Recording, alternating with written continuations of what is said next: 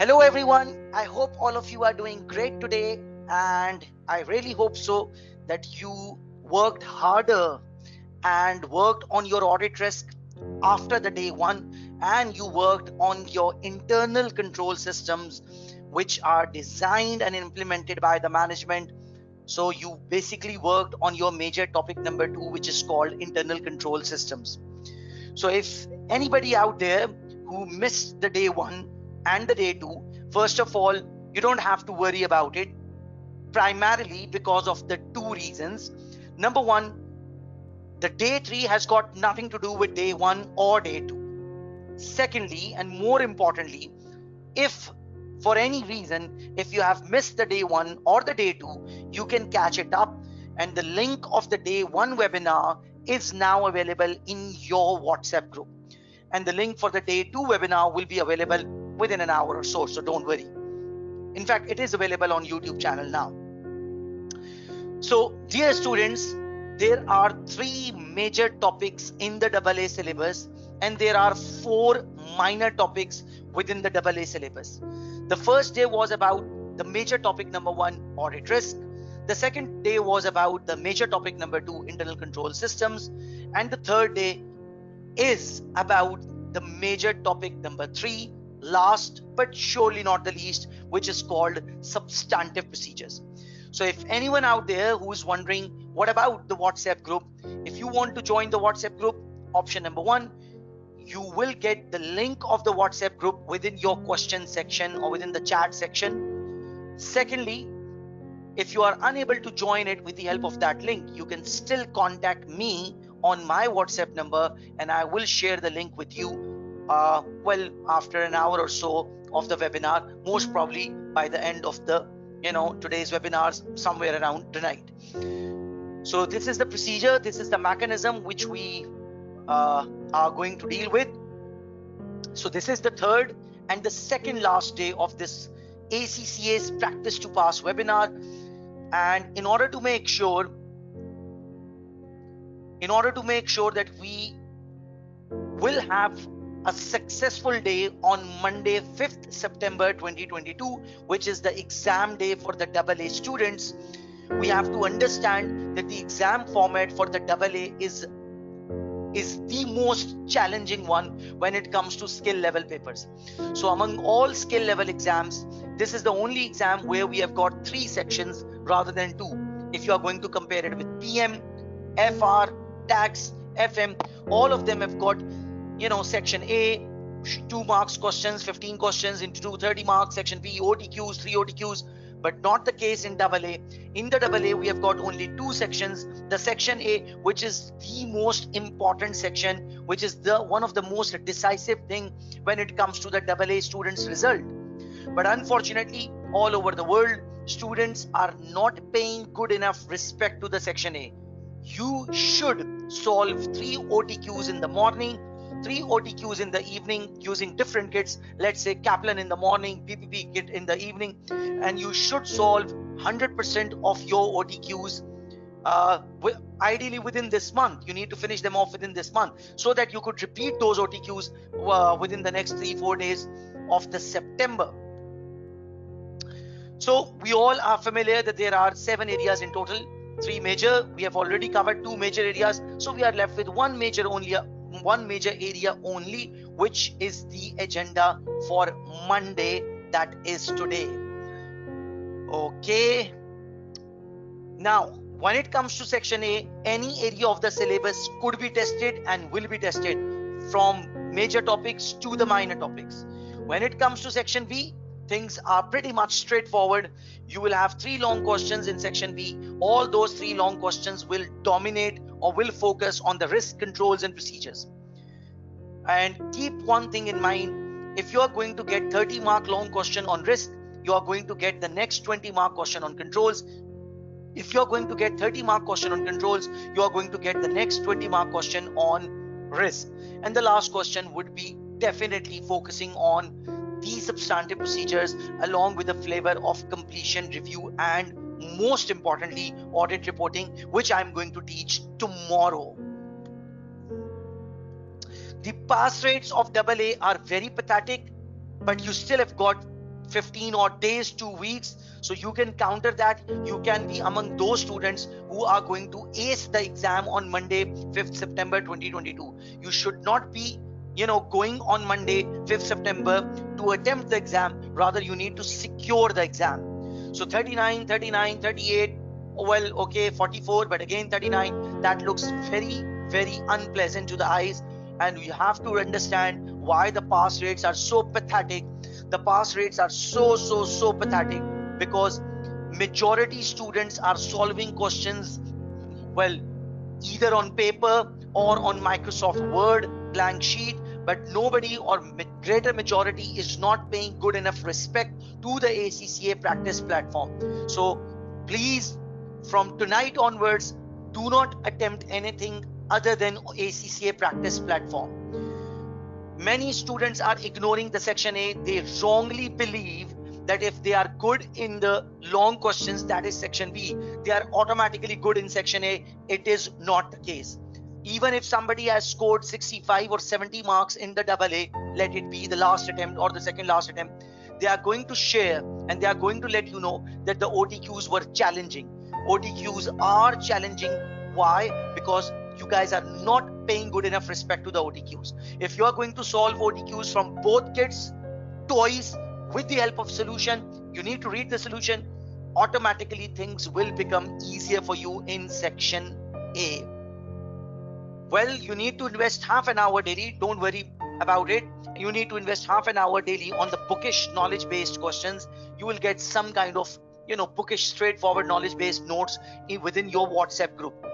As far as the number 4th point is concerned, I don't think so. If somebody has attended the yesterday's and the day before yesterday's webinar, I don't think so he or she is having problem in risk and controls anymore. Yeah, you need to invest time and you need to practice the stuff. That's a separate story. Otherwise, conceptually, you guys are absolutely clear and ready for the risk and ready for the controls. Last, but surely not the least. So ideally speaking, you need to attempt 3 mock exams. I'll be conducting the mock exam for my students who are my regular batch students. I'll be conducting their mock exam on 24th August because I finished the syllabus around 14th, 15th August. So I gave them a reasonable time of 10 days. So maybe after the webinar, if you're not an enrolled student, if you're not a regular student, maybe you can go for the mock exam maybe on 27th or 29th of August. You can't delay it more because you need to get the feedback from your tutor and you need to make sure you are attempting at least 3 mock exams under strict exam conditions using ACCA practice platform. And you need to get at least feedback on one of your mock exam. That's the bare minimum. So this slide right now in front of you, apart from the fact that why students fail in AA, not in AAA, this slide is the real game changer. I'm telling you, this is the critical success factor. This is something you need to look up to. These 6 points, if you're going to, religiously follow these 6 things, you will ace the exam. You need to make sure you're not compromising on anything which is right now in front of your, hopefully, laptop, not your phone. So this is it. I really hope so that you are going to work on these 6 points. So my plan was very straightforward and very, very much clear. We covered 20% of the syllabus approximately on day 1, audit risk. We covered another 20% on day 2, in form of internal controls. Why I've given so much weightage to the day 3 substantive procedure, 30%, because when it comes to substantive procedures, you will face question number 3 of the section B on substantive procedure. Moreover, the question on audit risk, whether it is the question number 1 of the section B or whether it is the question number 2 of the section B, 99% cases, there will be at least 1 or sometimes 2 exam requirements with respect to substantive procedures within the risk question. So the substantive procedures are all over the place. You will face substantive procedures in section A, you will face substantive procedures within your audit risk question, and you will have a complete full question on substantive procedures within the section B, that is the question number 3. So relatively speaking, the substantive procedures are spread out all over the exam. So you will have, a higher percentage of substantive procedures. That's why I've given a weightage of approximately 30%.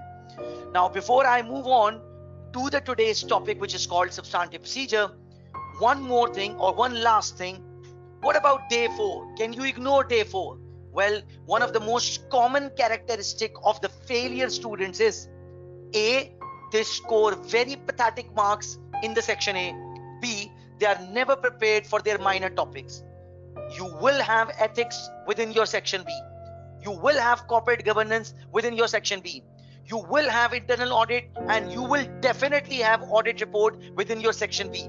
So you cannot ignore section B. And what about section A? The section A will have more flavors of minor topics, less flavors of major topics. So overall, the weightage of the minor topics will go beyond 30%. And when you incorporate section A, I believe the weightage will go approximately 40% out of the 100%. So how important the day 4 would be? How important the day 4 would be?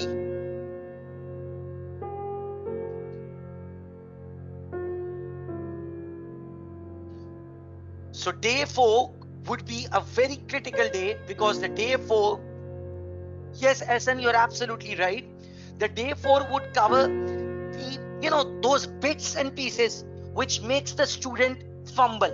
A student might score 48, and if you're going 47, 48, 46, and if you are going to ask him or her, how much did you attempt? He or she would say, well, 84, 86, well, not more than 90, 85 to 90.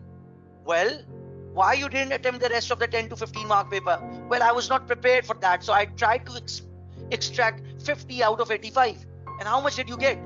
47, 46. So that's a very poor and a pathetic approach. You need to attempt 100 mark paper. You need to work on the minor topics. Yes, Fatma, you are absolutely right. Equally important. I think that's a very good phrase. Equally important, or sometimes more important than any one particular major topic. So you need to make sure that you do attend the day 4, and the day 4 will cover everything. It will almost cover the entire syllabus.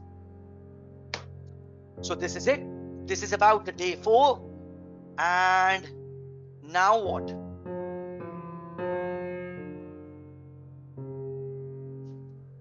Now we need to move to the today's topic, and the today's topic is substantive procedures.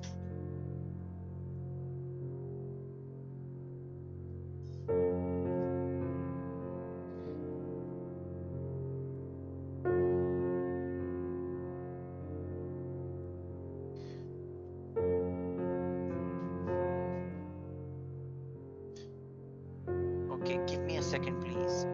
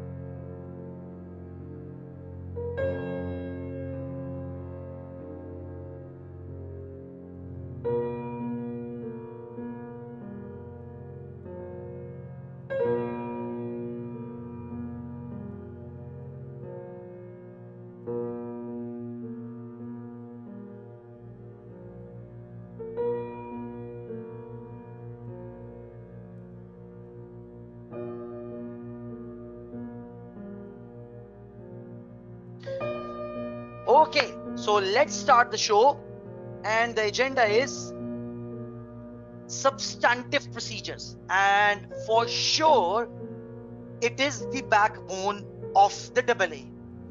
If somebody is damn good in substantive procedures, and if somebody is damn good in section A OTQs, mark my words, I can give you an assurance, obviously a reasonable one, you are going to pass the paper with flying colors. Let me repeat that because it's very important. If somebody can assure me, if somebody is going to make a call, well, don't call, send a voice note. And if somebody is going to let me know, sir, I am damn good in two things of the AA. Number one, the OTQs. Number two, the substantive procedures. In return, I can assure you, or I can give you a guarantee that you are going to pass the paper with minimum 60 marks. Well, if you are really damn good in risk, controls and ethics and corporate governance, you might go beyond 70. But bare minimum, you will end up scoring 60 marks if you are good at these two things. Number one, substantive procedures. Number two, OTQs. Why I'm saying that? If you are good at OTQs, if you have covered the OTQs from both kids' choice, you will score 24 out of 30 in section A. And if you are good at substantive procedure, you are going to score another 24 from 30. Are you 48 out of 60? 48 out of 60. Now, even if you are not that good, or if your preparation is average, or even maybe below average for risk, for controls, and for other topics, well, you will score at least 10 marks out of 40 remaining marks. So how much are you going to get? To add 10 more, your number is 58 out of 100. So how this story sounds to you? Are you going to buy this narrative or not? If we are going to score extraordinary marks in substantive procedures and in OTQs, we are at least getting 58, or let's call it a round of number 60 score out of 100. So dear students, you need to work on these two topics for the next 4 to 5 days, and you will rock big time. That's it. With this beautiful note, well, are you getting this point? Can you listen to the violin which is playing in the background, which tells you that this is the perfect love story which I'm telling you?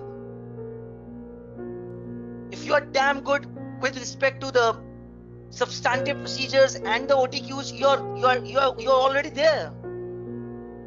It's a walk in the park for you now. Well, the walk in the park could be a difficult thing. Nope. Okay, so that's it. So the topic is called substantive procedure, and let me start with the marking scheme. You will get 1 mark per procedure, provided your procedure is a well explained one.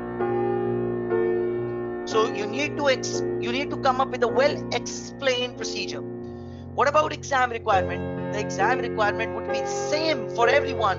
Describe substantive procedures the auditor should perform. So this is definitely the most important area of the AA. Okay, now dear students, I need to teach you 3 things. Now listen to me carefully. I need to teach you 3 things. Number 1, I need to teach you what are substantive procedures. Number 2, I need to teach you what are assertions. Number 3, I need to teach you what kind of evidence we are looking at. So if somebody is good at these 3 things, you are damn good with respect to this topic called substantive procedures.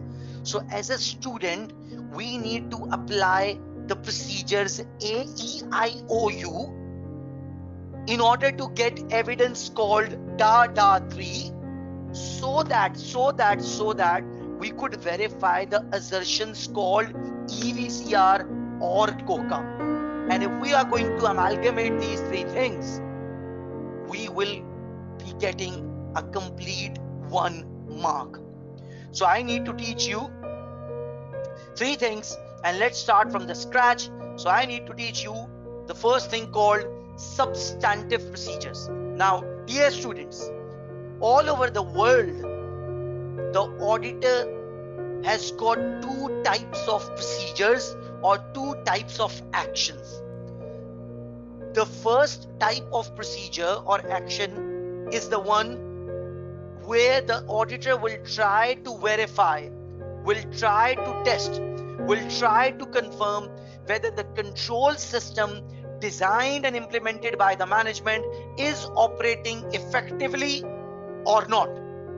And that action or that procedure is called test of controls.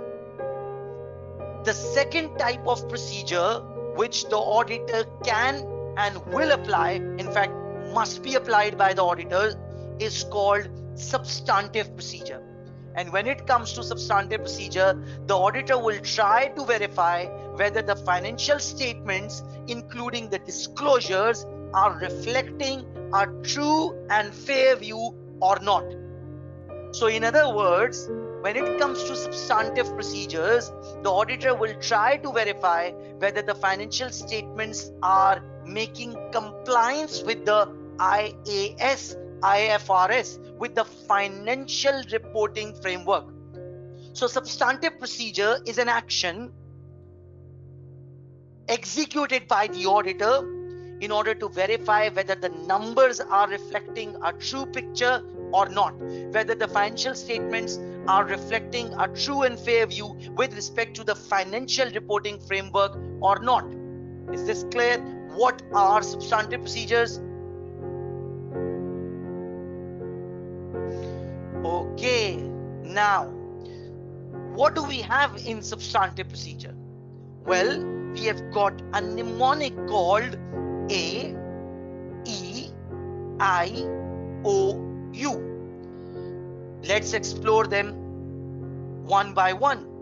A stands for analytical procedures. Analytical procedures means comparison of the financial data with the non-financial data. Comparison of the financial data, maybe this year's financial statement with the budgeted financial statement, this year's financial statement with the industry average, this year's financial statement with the competitor, this year's financial statement with the forecasted number. So this is what we call analytical procedures. Why we are interested in analytical procedures? Because the analytical procedures would reveal if there is any unusual fluctuation within the data. Maybe there is some kind of unusual relationship which might reveal that the numbers are not exactly what we are expecting them to be. So analytical procedure is one of the most important substantive procedure we have. Okay, what about the second substantive procedure? Within that AEIOU, the second one is called E for inquiries. Now, what do I mean by inquiries? As an auditor, it's my fundamental right to inquire. But I am going to inquire, but who's going to answer me? Well, the auditor would inquire from the management. So when it comes to inquiries, it's all about the management. We are going to inquire from the management and we are going to seek explanations. We are going to raise concerns, questions, and we are going to seek answers from them. So this is what we call inquire. Okay, and I expect them to answer me, obviously. Inquiries and confirmation. Now, what about confirmation? Well, when it comes to confirmation, the majority of the confirmations which the auditor would like to obtain are from the third parties, such as the debtors of my client, the receivables of my client, the payables of my client, the lease provider of my client, the insurance provider of my client, the tax authorities, the bank. So all those third parties are mostly a valuable source of evidence and will get confirmations from them. and those confirmations, if we will be able to obtain them, are going to be a very important and a very reliable source of evidence for the auditor. Okay, analytical procedures, one kind of an action; inquiries, another kind of an action; confirmation, another kind of an action. But there is a special kind of confirmation where I will inquire something from the management, but I would like to get that confirmation in writing from the management. So if I will ask the management to confirm a certain thing in writing, we call it written representation. And written representation is a unique or a special kind of confirmation which is obtained by the auditor from the management. So we call it written representation. Written representation are a weak source of evidence because management can deviate from the verdict which they gave you in writing. So normally the auditors would try to get the written representation at the very end of the overall audit, almost near to the audit report. Auditor would not get written representation for each and every case. Auditor would get the written representation only if there is no or there are no other reliable audit evidence available. So this is something, these are the 2 cents regarding the written representation. So we are done with A, analytical procedures; B, inquiries; C, confirmation. Okay, inspection. So the word inspection is frequently used by the auditor, and when it comes to inspection, the auditor would like to inspect 2 different things. A, the documents. So I would like to inspect the good dispatch note. I would like to inspect the good receive note. I would like to inspect or review the loan agreement. So the word inspection has got to do with documents. Number 2, I would like to inspect the tangible asset. So I can't inspect the receivable, but yes, I can inspect the property. I can inspect the plant. I can inspect the inventory. I would like to inspect the inventory in order to verify the physical condition of the inventory. So inspection. Second last is what we call observation, and observation are normally used when it comes to test of controls, but we can use observation such as we can observe what management is doing or what kind of activities they are performing. Last but surely not the least, whenever a calculation has been performed by the management, obviously they are the ones who are going to prepare the financial statements, I could recalculate their calculation. I could get the breakdown from the management. I could cast them in order to make sure there is no arithmetical mistake. So recalculation is one of the most common substantive procedure. So if you are going to audit receivable, obviously you are going to get the breakdown of the receivable. You are going to cast it in order to make sure there is no arithmetical mistake, and you are going to agree it with the trial balance and the statement of financial position. If you are auditing non-current assets, within the statement of financial position, the overall amount will be one single amount. So you are going to get the breakdown of the non-current assets. You are going to cast them. You are going to add them up, and you are going to make sure that there is no arithmetical mistake. It is complete. It is accurate, and it agrees with the trial balance and the statement of financial position.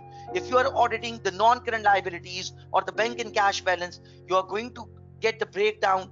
You are going to get the schedule of it, the opening balance, the additions, the disposals, or maybe certain loans have been added, certain loans have been repaid during the year, and at the end of the day, you need to make sure that the year-end figure agrees again with the trial balance and the statement of financial position. So when it comes to recalculation, I think this is one of the most commonly used substantive procedure which is available to the auditor and to the students, obviously.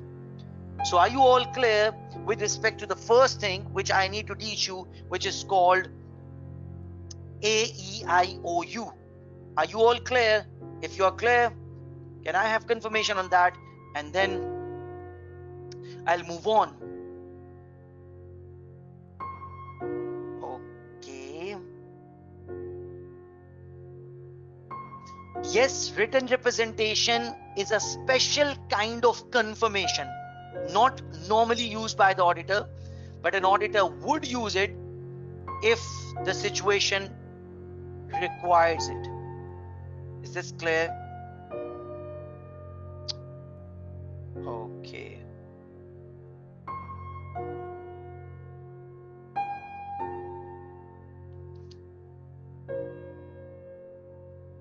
Okay, so when it comes to confirmation, the third party confirmations are far more reliable as compared to the written representation.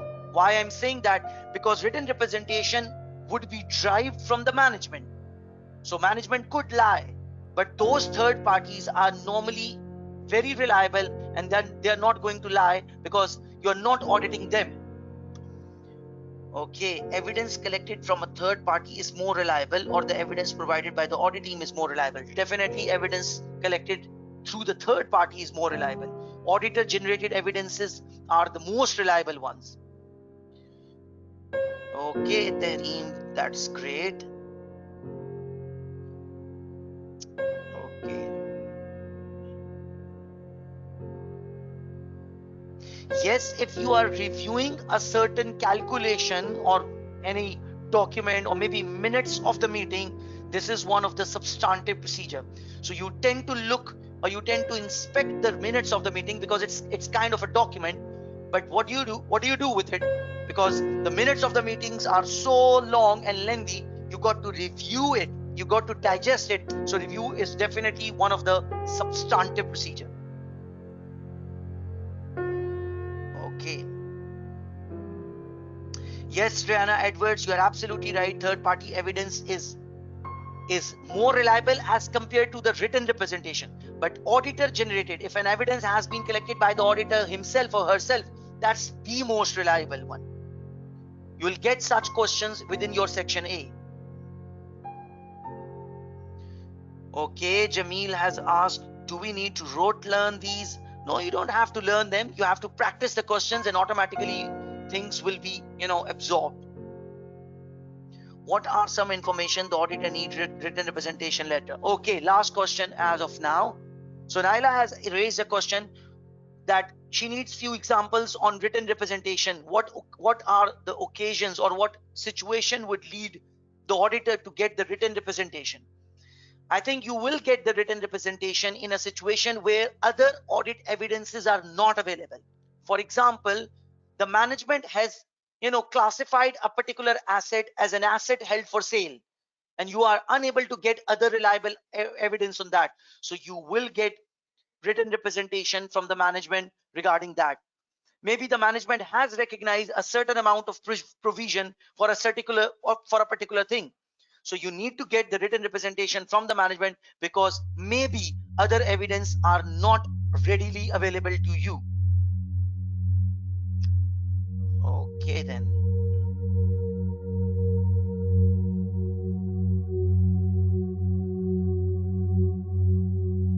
No, we are going to rely more on ourselves rather than the third parties. Yes, the third party evidence is more reliable as compared to the client specific evidence, but I need to trust myself. Okay, that's great.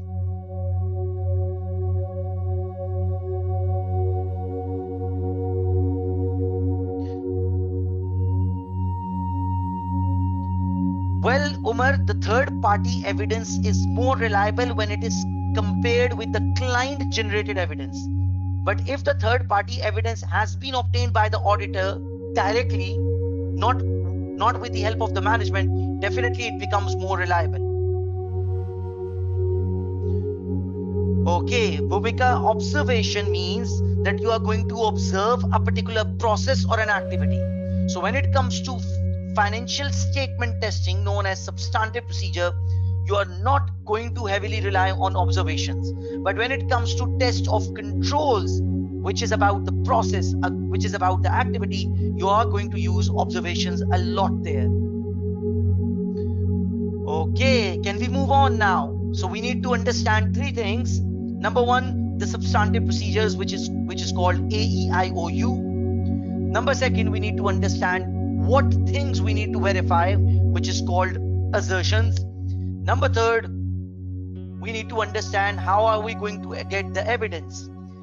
Inspection has got to do with two things. You are going to inspect a tangible asset or a document.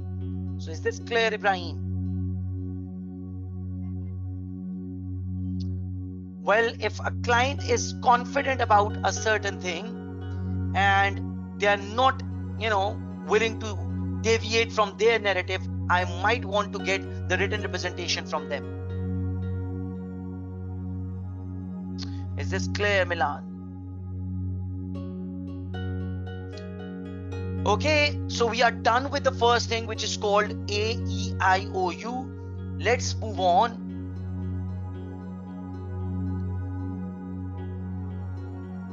Let's move on to the second thing, which is, okay, fine, we need to apply AEIOU, but why we are interested in applying AEIOU? We want to apply AEIOU because the financial statements were prepared by the management. And what do you think? If the financial statements have been prepared by the management, are they going to claim something about the financial statements? Well, they are going to claim that the financial statements are reflecting a true and fair view. But I need to verify those assertions, right? Now, the assertions could be divided into two families or two categories. The first family or the first category of assertions is about the statement of financial position. And when it comes to statement of financial position, the assertions are EVCR. What do you mean? What do I mean by assertions? Assertions means certain things which are claimed by the management. So they claim that yes, we have prepared the financial statements, for example, the statement of financial position, and all the assets or all the liabilities which we have recognized within the statement of financial position, they do exist. So there is nothing fake in it. There is nothing fake in it. Everything which we have recognized as an asset or a liability, it exists for real. So if I have, let's say I am the management. So if I have recognized 4 properties or 4 plants, I am going to claim that yes, all those 4 properties, yes, all those 4 plants, they do exist. So this is what we mean by existence. Number 2, valuation. So let's say I am the management, and if I have prepared the statement of financial position, I'm going to claim, so all those assets, liabilities or capital which I have recognized within the statement of financial position, they are neither overstated nor understated. So I'm going to claim that the financial statements, to be precise, statement of financial position, all those items are valued at the correct value. So this is something which the management is going to claim. Number 3, the management is going to claim there is no liability which I've missed out. Everything is complete. So if there were 5 liabilities, I've recorded all 5. If there were 5 assets, I've recorded all 5. So completeness means the management is going to claim that they have not missed out anything. Their ingredients, the assets, the liabilities, the capital, everything is complete. So basically, the completeness is the exact opposite of existence. When it comes to existence, the management is going to claim whatever we have recorded, it exists for real. And when it comes to completeness, they will say whatever exists in real, we have recorded it. So the procedure for existence could be the opposite of completeness. The procedure for completeness could be the opposite of the procedure of existence. So it's the other way around, because the concept is other way around. Last but surely not the least, all those assets should be the ownership of the company. All those liabilities should be the ownership of the company. So the word rights and obligations, the word rights has got to do with the assets, the word obligation has got to do with the liabilities. So this is it: existence, valuation, completeness, rights and obligations. The management is going to claim that the statement of financial position has got all 4 ingredients and all 4 characteristics in it. All the assets do exist. All the liabilities are valued at the correct amount. All the liabilities have been recorded, so they are complete. And all the assets and the liabilities are the rights and obligations, that is the ownership of the company. Normally speaking, the company might recognize, or the management might recognize, an asset which does not exist for real. The company might recognize an asset at a value which is not the true or the fair value. They might overstate the valuation of the assets. They might understate the valuation of the liabilities. They might recognize an asset which does not exist for real. They might not want to recognize a liability which exists for real, but they might not want to recognize it. So they will compromise on completeness when it comes to liabilities. So normally speaking, when it comes to assets, existence is at stake. When it comes to liabilities, completeness is at stake. And when it comes to valuation, both the assets and the liabilities could be at stake. Is this clear? EVCR. Are you all clear? Can I have confirmation on that?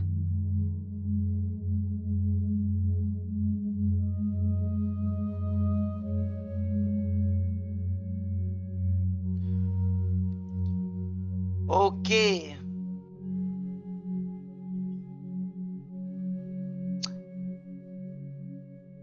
Okay.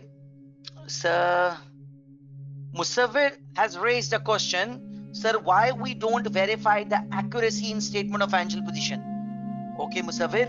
The word valuation and the word accuracy are literally the same, but we tend to use the word valuation for the sake of statement of financial position items, and we tend to use the word accuracy for the transactions, that is the profit or loss account items.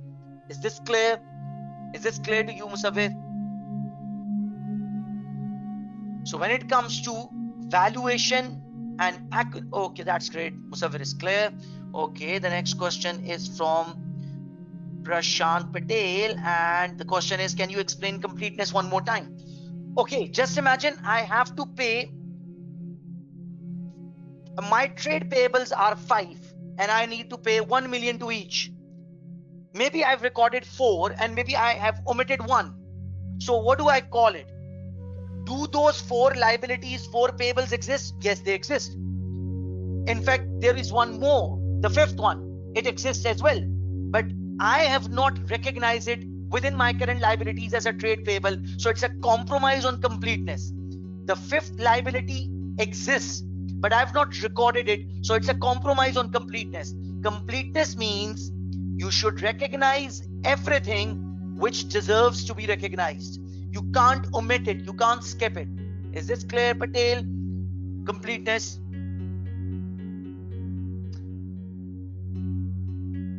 Okay, that's great, Patel.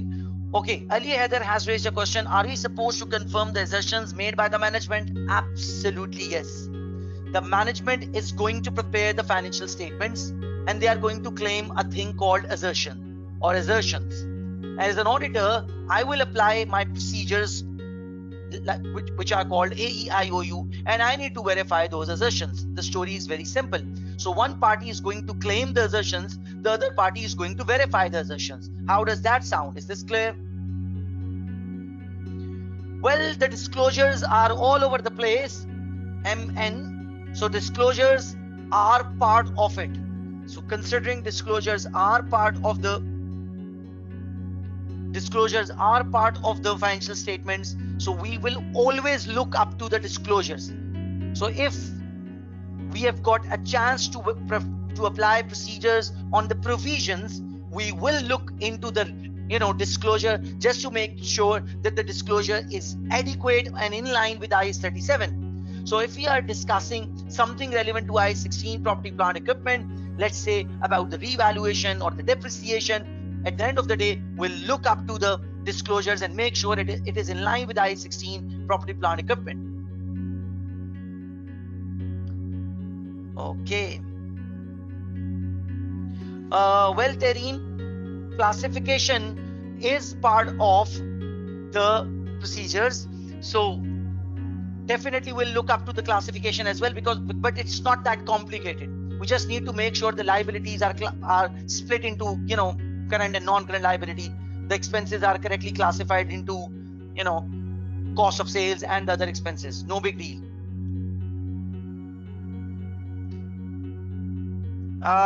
Not exactly. Existence and completeness are not the same. Existence and occurrence are same. Give me few minutes. I need to go into the profit or loss account assertions. Wait a second. Yes, classification can also be part of the statement of financial position. For example, you need to make sure you split the current liability and non-current liability appropriately. You need to make sure you split the share capital and share premium appropriately. Okay, Anshira has asked a wonderful question. How these assertions going to be tested in exam? Anshira, if you really want to know the answer, well, you got to wait for another 2 hours. After 2 hours, phrase this question all over again. Is this clear? Okay then. So I'm done with the first part of the assertions, that is the statement of financial position. Let's continue with the assertion part 2, which is about the statement of profit or loss account. So just imagine I am the management of a company and I have prepared the profit or loss account, sales, cost of sales, all those expenses, gross profit, net profit, and all that stuff. Now I'm going to claim that I've not missed out any item. So my profit or loss account items are complete. I've not omitted anything. Normally speaking, the management is not going to omit the revenue. They might omit the expenses in order to boost the profit. Number second assertion. As a management, I will claim I have not recorded anything fake in it. So everything which have been recognized by the management within the profit or loss account, it actually occurred during the year. So the word occurrence is a twin sibling of the word existence. But the word existence is used for the statement of financial position item because the assets or the liabilities need to exist at a particular date. That is the statement of financial position date. That is the reporting date of the client. But the profit or loss account items, they need to occur. The transaction has to happen during the year. So we don't call it existence, we call it occurrence. So the profit or loss account items, maybe it's a revenue, it's a purchase, it's a sale, it has to occur at some point of time during the year. So word occurrence is more or less like the word existence, but you have to use the word carefully. Number third, and one of the most important and the famous assertion is called cut off. Now, if I am part of the management, I might want to recognize the revenue which does not belong to this year. Maybe I actually received the order during the current accounting period, but I dispatched the goods in the next accounting period. Let's assume few dates. So maybe your accounting period end is, let's say, 30th April, and you received the order from the customer on 25th April, but you dispatched the goods on 5th May. So according to the accounting rules, you need to recognize the revenue in the next accounting period, but the management might want to recognize the revenue in this accounting period. This is a mistake with respect to cut off. Cut off means you need to recognize the items in the correct accounting period. So this is something we call cut off. Classification, definitely it is part of the profit or loss account assertion. You need to make sure you are classifying the expenses in the correct families. Last but surely not the least, what if I've recognized the revenue from a particular customer? Yeah, the transaction did happen, the customer did contact within this accounting period, so there is no issue on completeness. Yes, it's a real transaction, so there is no shadow of doubt on occurrence. Yes, we need to recognize it within this period. Yes, cutoff is not an issue. Yes, it's a normal transaction, we need to recognize it as a revenue. Classification is not an issue. What if I recognize the revenue at an inflated amount? What if I recognize the expense or a liability or a expense at an understated amount? So we call it accuracy. We need to make sure we are recognizing the transactions at the correct value. So I'm not going to use the word valuation, because the word valuation has got to do with the statement of financial position. Rather, I'm going to use the word accuracy for the profit or loss account items. Is this clear to everyone? So these are the assertions which we need to verify.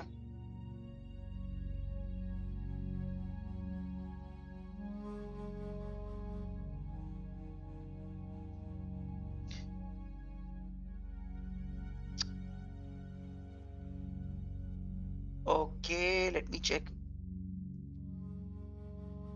Sir, in AEIOU we inspect, and in controls we also inspect. Yeah, when it comes to procedures, the test of controls are also from, we will apply inspection to the reports in order to verify whether control is operating effectively or not. So don't think about the test of controls now. Is it possible to continue the audit process without management assertion? I didn't get this question. If the management is not claiming the assertions, the audit cannot be executed at all. Okay. Okay, Musafir Hussain is saying all set. And Bhumika is saying, sir, please can you explain cutoff and classification again? Cutoff means you need to recognize the transactions in the correct accounting period. That's it. And the classification means you need to recognize the items in the correct families. For example, you cannot recognize a particular expense as other expense or as an administration expense if it is a cost of sale item. So correct family. Sonika, what was your question? I missed it. Shit. Sonika, can you please repeat your question? Okay, Bhumika, are you clear? Okay, Tareem is saying, can you please repeat occurrence? Occurrence and existence are more or less same.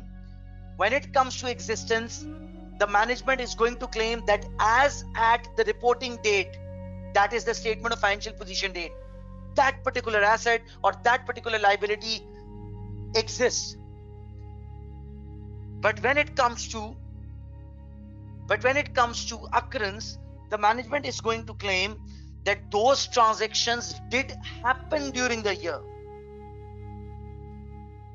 So the liabilities or the assets has to exist at a particular date, but the profit or loss account items have to happen. They should have happened during the year at some point of time. Is this clear to you now, Tareem? No, Sonika, correct accounting period relates to the cut off. It's not about accuracy. Accuracy means that amount should be recorded within the profit or loss account at the correct, amount, the value, the numbers should be correct.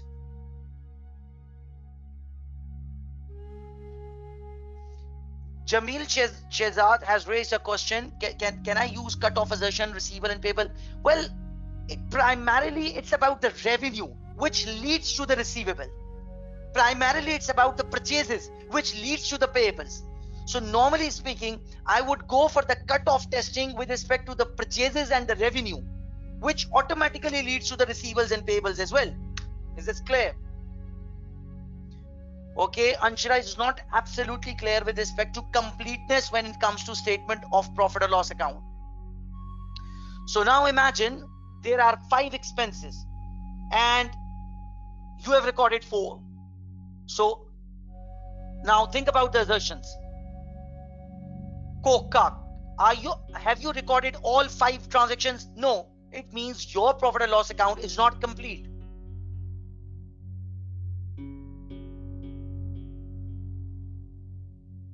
What do you mean by inventory in transit? Well, in general, anything which is in transit means it has not reached the final destination. So just imagine you are going to order a pizza for yourself, and if you are going to make a call to the pizza shop after half an hour that I have not received the pizza as yet, where is it? They might say, well, it's in the oven. Or they might say, sir, it's on the way, the rider is on the way, you have to hang on. So it's in transit. So if inventory is in transit, it could possibly mean that, okay, fine, the goods have been dispatched from the store, but they have not been received by the customer as yet. Or maybe it's the other way around. The goods have been dispatched by your supplier, but you have not actually received them. You have not actually received it as yet. So this is what we call goods in transit. So this is it. AEIOU. And we need to verify two things, either the EVCR or the COCUM. Last thing before we move on to the past paper question, before we'll definitely have a break before that. Okay, the last thing is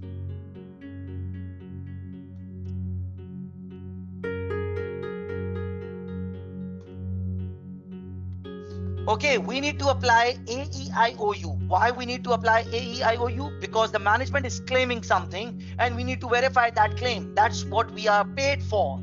This is the objective of the auditor. At the end of the day, you are going to draft an auditor's report. You are going to come up with the audit opinion, which is an important topic for your AA, which I'm going to teach you tomorrow. So you are going to verify the assertions, but how are you going to verify the assertions? You are going to verify the assertions with the help of evidence. If you are going to get the evidence, you as an auditor, you will feel confident. Now, how are you going to get the evidence? Well, you will get the evidence with the help of the directors. Remember, you are going to inquire from the directors. You are going to understand what assumptions they have made. You are going to understand what methodology they have used. You will make sure their assumptions and their methodologies are reasonable and in line with the industry practice, or in line with the said or the applicable accounting standards. So we need to interact with the directors in order to get the evidence. We'll have a discussion with the directors. We'll have a discussion. We'll inquire the directors. So discussion or inquire is one and the same thing. We'll inspect the assets in order to verify, do they really exist? What's their physical condition? What's their physical location? So we need to inspect the assets. We need to inspect the property. We need to inspect the plant. We need to inspect the machinery. We need to inspect the inventory itself. But we can't inspect the receivables. We can't inspect the bank and cash balance because we need to inspect the tangible asset. So assets are a valuable source of evidence. How are we going to get the evidence? There are many documents which are a valuable source of evidence. So we'll look into the documents such as the purchase invoice, such as the loan agreement. If you are having a discussion on the bonus scheme, I might want to review the contract or the contractual terms and conditions of the employee, the contractual agreement of the employees. If I'm looking forward to if I'm auditing a share issue, I might want to look at the company's constitution, the company's article of association, in order to understand what is the applicable accounting treatment when it comes to a right issue or a bonus issue. So the documents are extremely important source of evidence for the auditor all over the world. Number 4, those accounting books and records such as the sales day book, most importantly the cash day book, all those accounting books, all those reconciliations, all those trial balance and the statement financial position, all those items are also a valuable source of evidence. Last but surely not the least, the third parties are a valuable source of evidence, such as the bank of my audit client, such as the lawyer of my audit client, the debtors, the payables, the lease provider, the insurance provider, and the story goes on. So as an auditor, you need to collect evidence so that you could conclude those evidence, so that you could come up with a conclusion, so that you could come up with an audit report, and within the audit report you could express your opinion, which the members or the shareholders of the company are looking forward to. How are you going to come up with the conclusion? You are going to extract, or you are going to get the evidence. And in order to get the evidence, as a student, as an auditor, you need to look up to these things called DA3. So the bottom line is very much straightforward and very much simple. We need to apply AEIOU. We need to learn those ingredients. We need to use the word, the phrase called, or the mnemonic called DA3. That's going to give me the ideas. And I need to apply either the EVCR or the COCUM. And this will give me nice and easy 1 mark. And let me repeat, the bottom line once more. If you could assure me or yourself that you are damn good with respect to this topic called substantive procedure, and you are damn good with respect to the topic called OTQs, that is the section A of your exam, you can pass this paper with a poor number such as 50 or 55, but you cannot fail this exam. So with this beautiful note, it's the 1 hour of the session, and I think we should have a little break for 5 to 10 minutes, because after the break we need to start past paper questions, and I will try to cover as many questions as we can, and definitely within those questions which we are going to cover tonight, one of the question will be from the most recent past paper, that is the March-June 2022.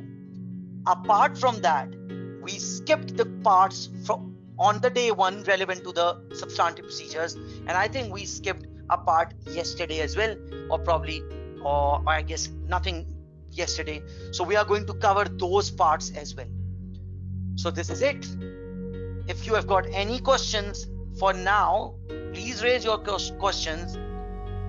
Otherwise, we'll have a break for 5 to 10 minutes. No, I can't make the break for 15 minutes because I need to give another break at around 7. So I can't give the 15-minute break, 10-minute break now, 10-minute break later. Happy story.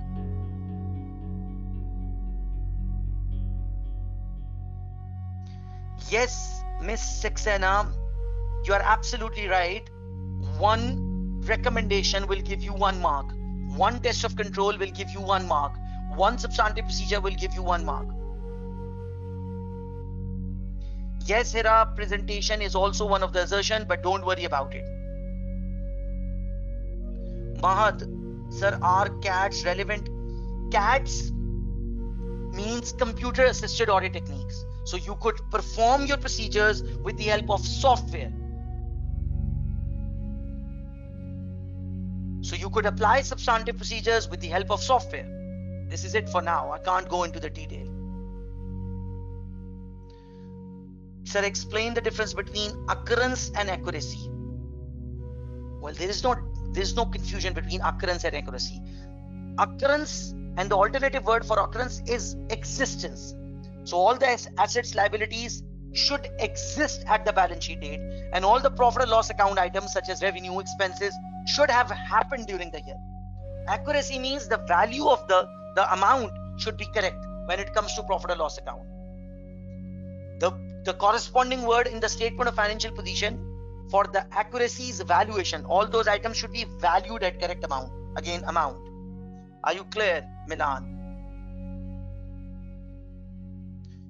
Well, we can use CADs along with AEIOU, but CAD is not going to come up with anything new. With the help of CAD, you are going to recalculate. With the help of CAD, you are going to, you are going to seek the written representation or maybe a third-party confirmation. So CAD is nothing new. CAD is part of AEIOU, and you are going to use CAD only if the question says so. Otherwise, no. Umar, the link for the last 2 classes of Azan, the link for the last class is available in the WhatsApp group.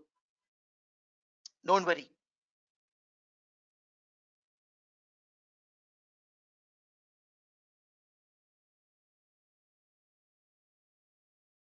Yes, Umar, you can share it with me, don't worry. And the link for the yesterday's class is available in your WhatsApp group. Don't worry, I'll share it again. Okay, now it's time to have a break. And after the break, hang on, because we are going to explore the past paper questions relevant to the substantive procedures. Thank you.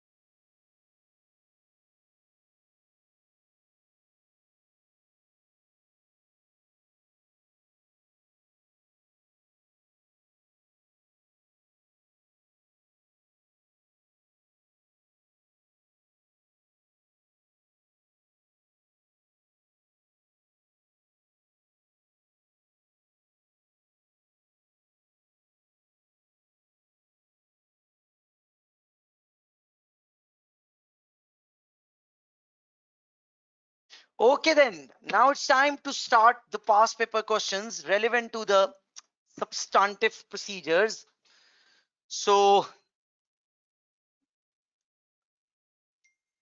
don't forget, we need to apply AEIOU.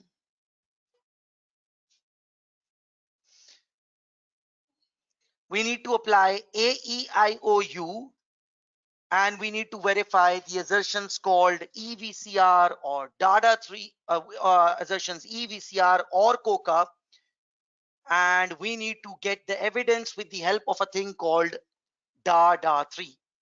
So the first question which I have got for you is, as we promised on the day one, this is from March June 2022. And if you remember, we did the first part relevant to the preconditions, the second part relevant to the uh, ratios, then the preconditions. Then we had to identify and explain 8 audit risks along with the responses. Okay. What about party? Yeah, we skipped the party. And the party is describe substantive procedures the auditor should perform to obtain sufficient appropriate audit evidence in relation to the company's trade receivables. Now we need to apply substantive procedures in order to verify the company's year-end trade receivables. Okay, now I'm straight away thinking about AEIOU. Moreover, I'm thinking about DA3, data 3. And most importantly, now I am thinking about EVCR. Now, why I'm thinking about EVCR and I'm not thinking about COCA, that is COCCA, because receivables is the statement of financial position item. So I need to think about the EVCR.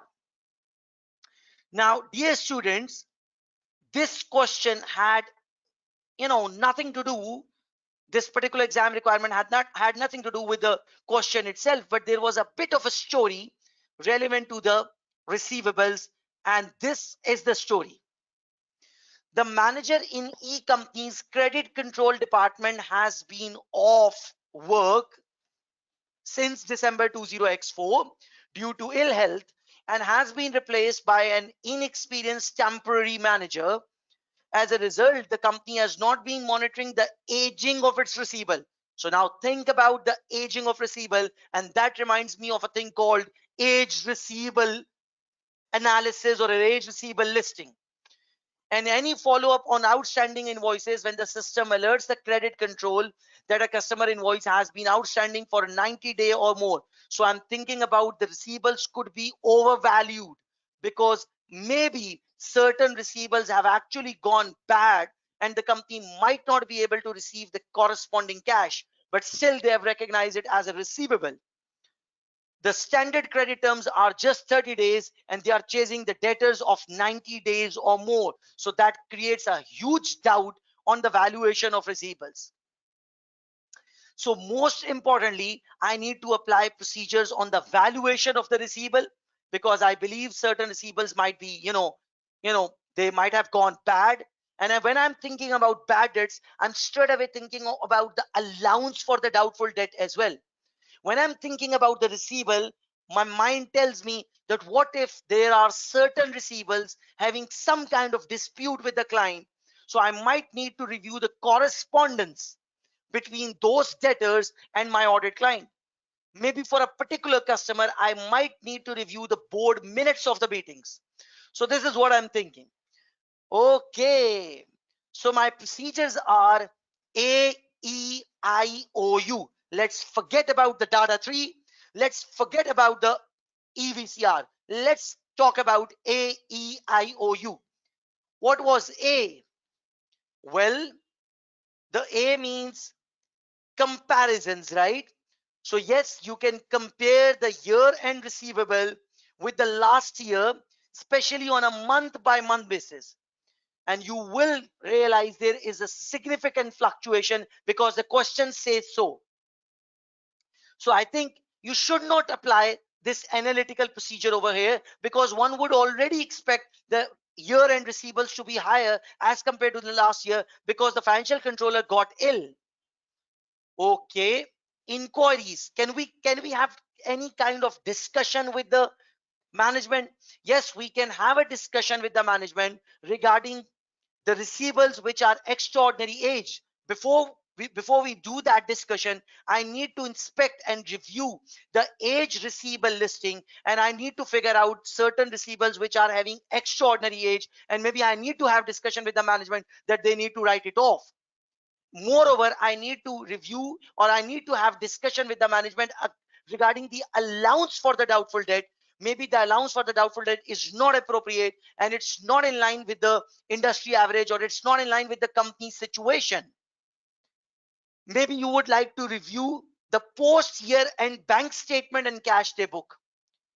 In AEIOU, you would like to inspect the post year end bank statement and cash day book in order to verify whether those receivables which were recognized at the year end have now been converted into cash or not. So you would like to inspect. What do you want to expect? The post year end bank statement and cash day book, right? So these are basically documents. And why would you want to inspect them? Because you want to confirm whether the receivables have now been converted into cash or not.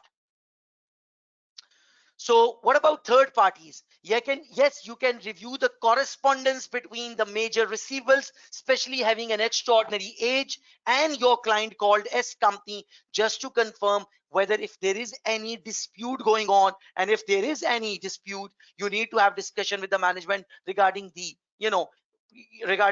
allowance for the doubtful debt, or maybe they need to write it off. AEIOU. Can you recalculate anything? Yes, you can obtain the breakdown of the year-end receivable, cast it, and make sure there is no arithmetical mistake. Make sure the valuation and completeness is correct, and make sure the amount agrees with the trial balance and with the statement of financial position. So these are the procedures which comes in my mind with the help of AEIOU. If I'm going to think with respect to data 3, directors, can I have some kind of discussion with directors? Yes, regarding the age of the receivable, regarding the need to write them off. Directors, can I review the board minutes of the meetings of the directors? So these are two different procedures. Data 3, accounting books and records. Yes, I could get the breakdown of the year-end receivable from the statement of financial position, and I could cast it to make sure there is no problem with respect to completeness and valuation. And I would agree it with the trial balance and with the statement of financial position. Data 3, documents. So yes, you could select a sample of pre-year end and post-year end good dispatch notes. Make sure they have recognized the year-end receivables according to the good dispatch notes which belong to the pre-year end.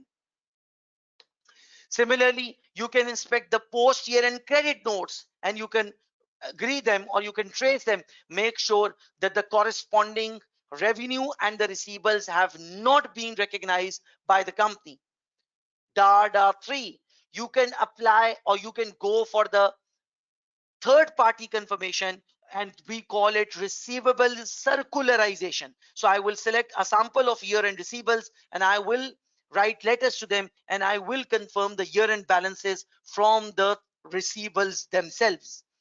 So this is what we call data 3. Last but not the least, if you're running short of ideas, think which family does receivable belongs to. Well, it belongs to EVCR. So can you apply any procedure on existence? Yes. Select a sample of receivable. Select a sample from the year-end receivable. Now you want to verify whether that receivable exists or not.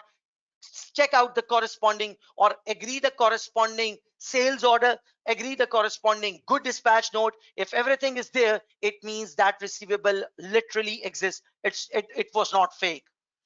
EVCR, how could you verify the valuation? Select a sample of good dispatch note and the corresponding invoice, and make sure that the correct amount has been recognized as a year-end receivable. That's how you verify the valuation. For the valuation, you could get the breakdown and cast it. Make sure everything is complete and valued appropriately.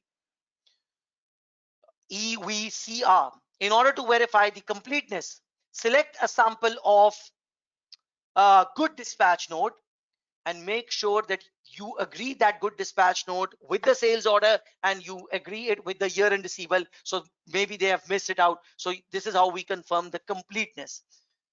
So this is it.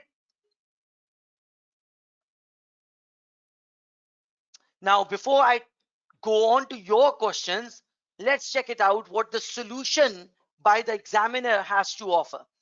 So the first procedure is obtain a breakdown of the receivable list, that is from the statement of financial position.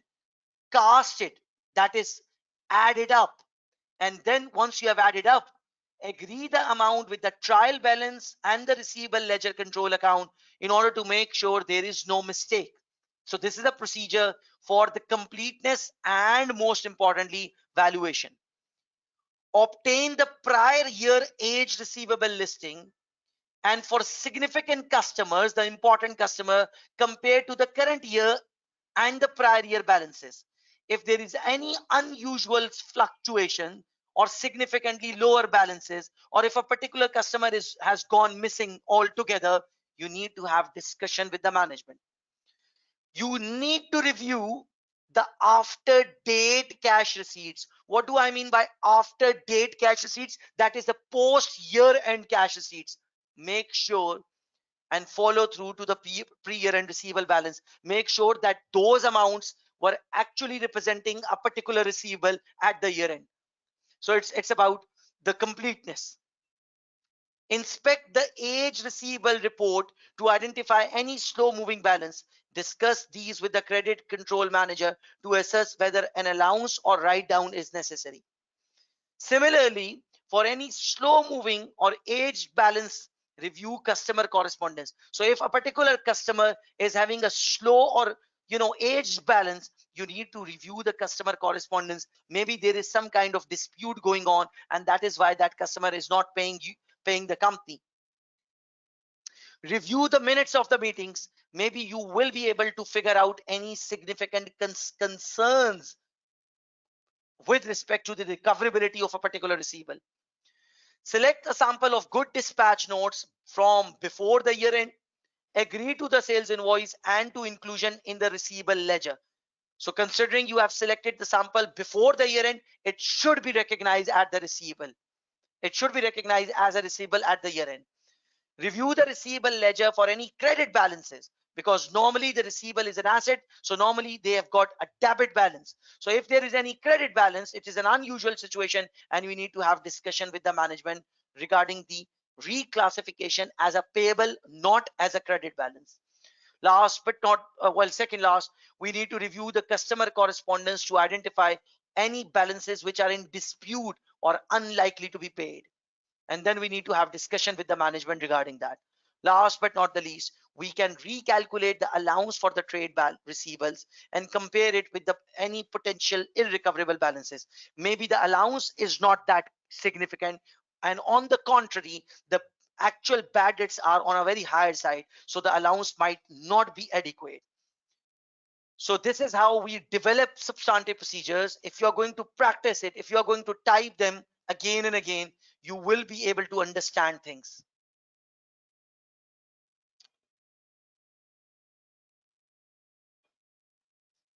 Okay.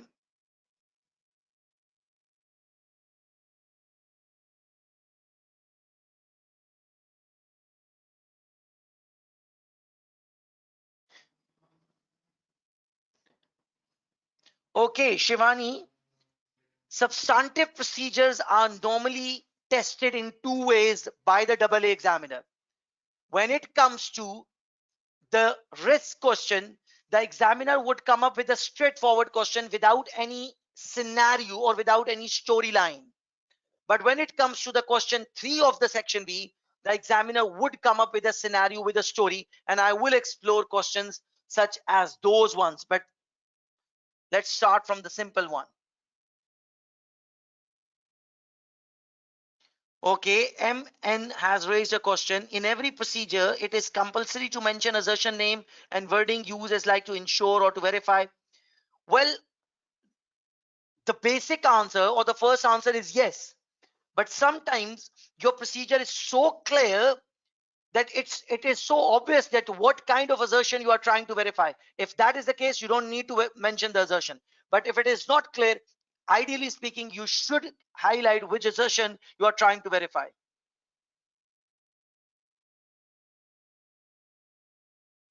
Recalculate the age receivable days and compare with prior year, and recalculate, oh, well, don't say recalculate, calculate the age receivable days and compare it with prior year, and if there is any significant fluctuation difference, and recalculate the receivable balance and compare it. No, these are two different things, Alson.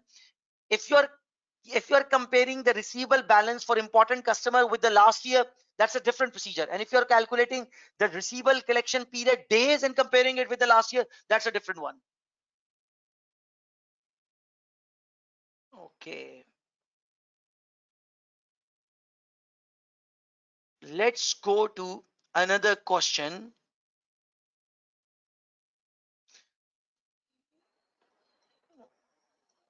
So this question had nothing to do with substantive procedure.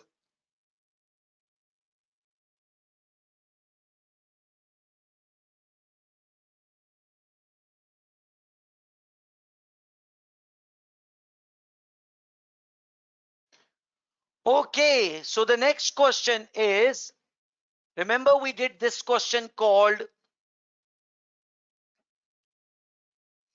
heart, and there were, part A was about the benefits of audit planning. It was a bookish, straightforward knowledge question. Then we had to describe 8 audit risk. Then the part D was about the conflict of interest. So we basically skipped the part C. What was part C? The part C was describe substantive procedures the auditor should perform to obtain sufficient appropriate audit evidence in relation to the director's bonuses.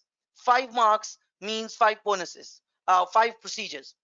What's the story? Is there any story? Well, there is nothing much to offer, but still, this is the story which you could possibly read. So the company's directors correctly disclose their remuneration details in the forecast financial statements in line with IFRS standards. However, local legislation in the country in which the company is based requires more extensive disclosure. And the directors have stated that they consider this onerous and do not intend to provide the additional information. So you should focus on the disclosure notes, especially with respect to the local laws and regulations. Okay, what are we going to do?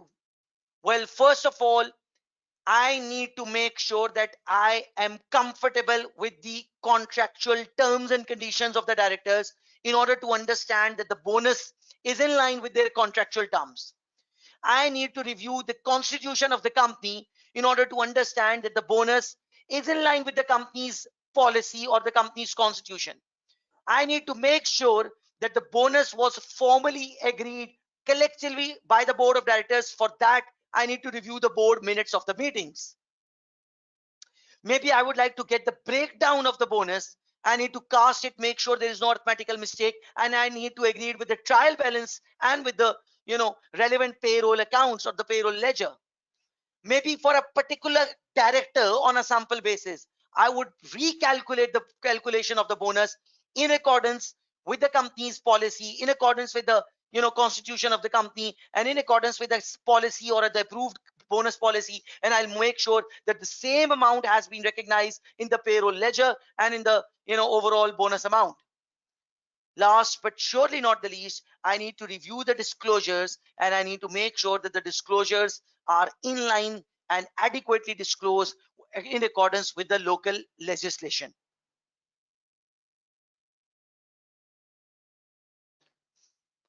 Is this clear to everyone? Can I have confirmation on that? Is this clear?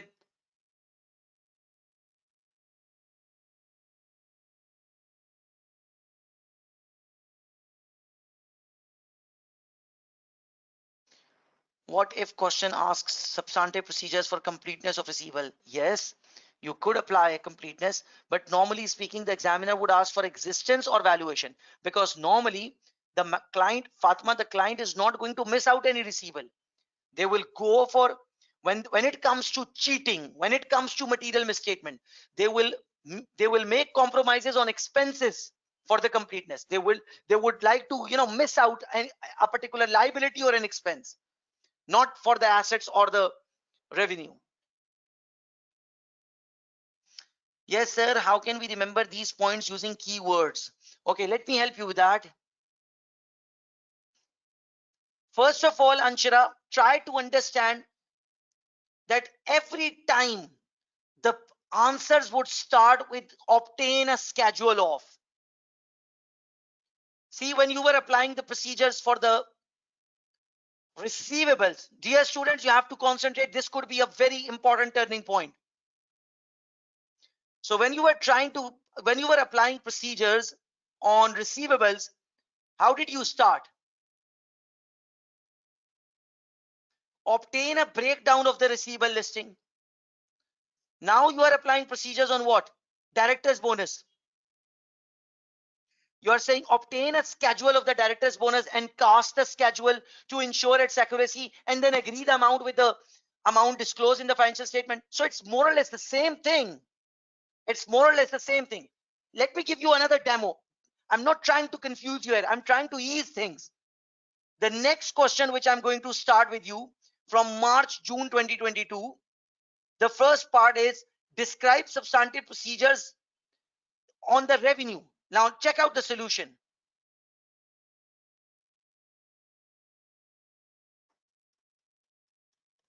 Revenue.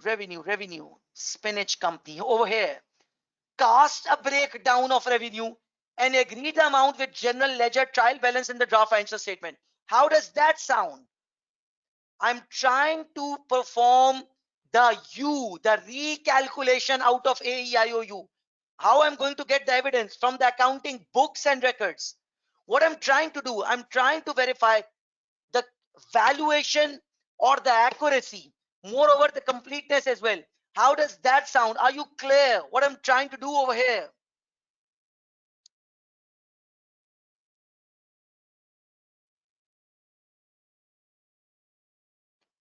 Is this clear? What the connection with which I was trying to build? Are you clear with it?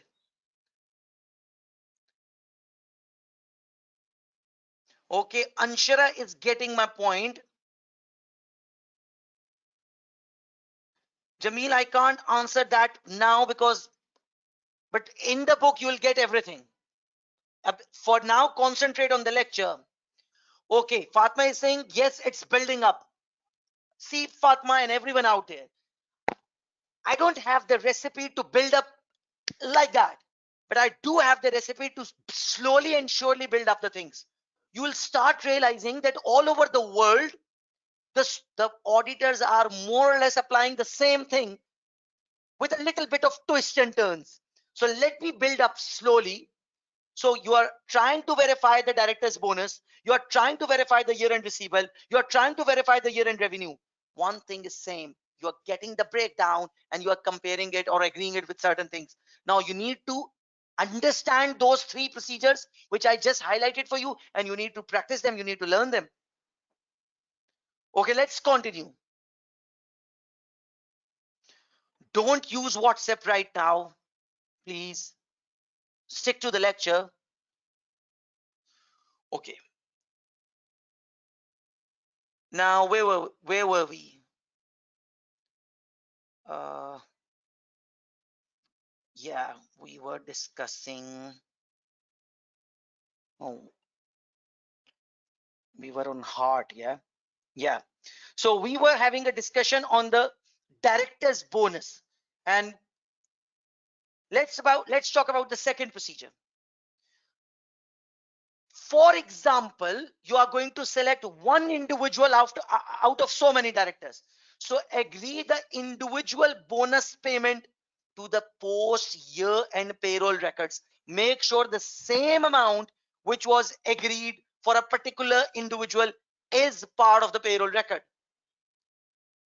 Review the schedule of current liabilities and confirm that the bonus accrual is included. What if the client has not recognized it as an accrual? Because they have to pay the bonus after the year end. They have not paid it as yet. So they need to recognize it as an accrual. because they need to come up with certain calculations and then the amount would be finalized. So just review the accruals, make sure this is part of the accrual.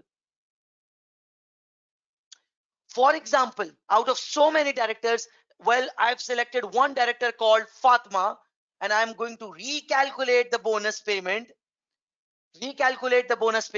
and agree the criteria to supporting documents such as the director's service contract. Make sure that the bonus is in line with the service contract. Make sure the bonus is not overstated, not understated.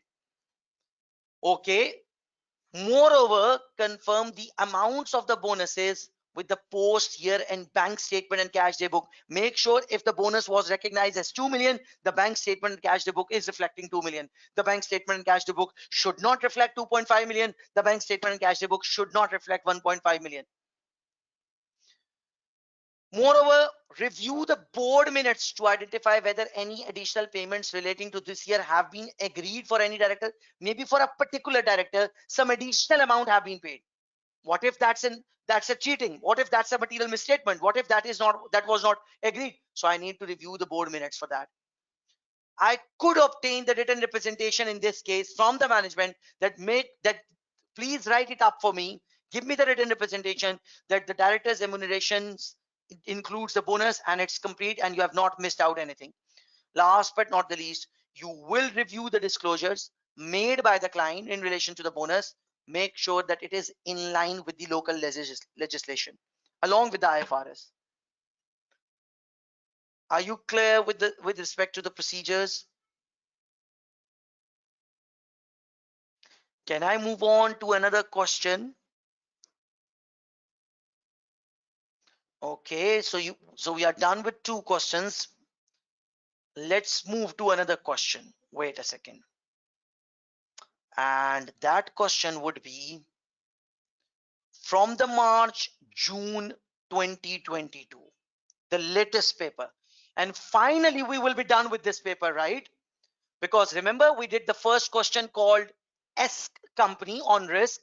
Then we did this question on controls called Whittaker, which was about sales system, payroll system, bank system.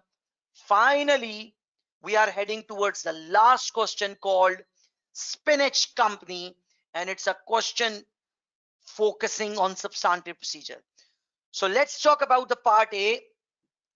Describe the substantive procedures the auditor should perform to obtain sufficient appropriate audit evidence in relation to the company's revenue. 5 marks, so we need 5 procedures. Okay, it is 1st July 20x5 and you are an audit supervisor with Sweet Corn and Company, and you are responsible for the final audit because it's the procedure stage for your existing client called Spinach Company, which is due to commence in September. Spinach Company is a listed company which manufactures garden furniture. Its draft financial statements for the year ending 31st July 20x5 shows revenue of 65.1 million and profit before tax of 18.2 million. The following matters have been brought to your attention. So this is the story relevant to revenue. Spinach Company's revenue is generated through sales to individual customers via its website and sale to wholesale customer such as garden centers and stores. Okay, so price increases in line with inflation were applied across all products in September 20x4 at the start of the year. Basically, Spinach Company successfully launched 3 new product lines in February 20x5, that is during the year. Wholesale customer place their orders on credit via company's sales ordering department. Individual customer place their order online and immediately pay the full amount owing. The goods are normally dispatched within the 7 days of the customer placing the order. So the goods are dispatched within the 7 days. So I would like to select a sample of pre-year end and post-year end good dispatch notes. And then I need to follow up and agree with the year-end revenue. So those belongs to the pre-year end should be recognized as the current year revenue, and those who belong from the post-year end should not be recognized as a year-end revenue. So that's my procedure number 2. Why I'm saying procedure number 2? Because the first procedure was to get the breakdown. Number 3rd procedure. You need to review the post year end credit notes and follow them up. Make sure that the company has not recognized or the company has removed it, the corresponding transactions or the invoices from the current year's revenue, because if the credit note has been issued, that should not be recognized as a year-end revenue. So procedure number 3, AEIOU. A, analytical. Yes, compare the company's year-end revenue, maybe on a product by product basis, maybe on a month by month basis, maybe on an important customer by customer basis with the last year. And if there is any particular fluctuation, except for those 3 new products launched, you need to have further discussion with the management. Number 4, AEIOU, inquiries. Can I have some kind of discussion with the management? Yes, you need to review the correspondence between the company's important customers or the client. Maybe there is some kind of dispute and the corresponding revenue needs to be written off, so it's more like receivables. And similarly, AEIOU, inspection, any document. Yeah, I've already inspected the post year end and pre year end good dispatch note. Okay, revenue is part of the profit or loss account. So what assertions are we talking here? COCA, completeness. So you can select the sample of pre-year end and post-year end good dispatch note for the cutoff. Well, what about occurrence and what about completeness? So what about occurrence and what about completeness? So you could select a sample of good dispatch note and trace it with the with the invoice and make sure it has been recorded as a revenue, so that confirms the completeness. And if you are going to go other way around, select the sample from the year end revenue, trace it, compare it with the sales invoice, and make sure that the corresponding good dispatch note is there, so that verifies the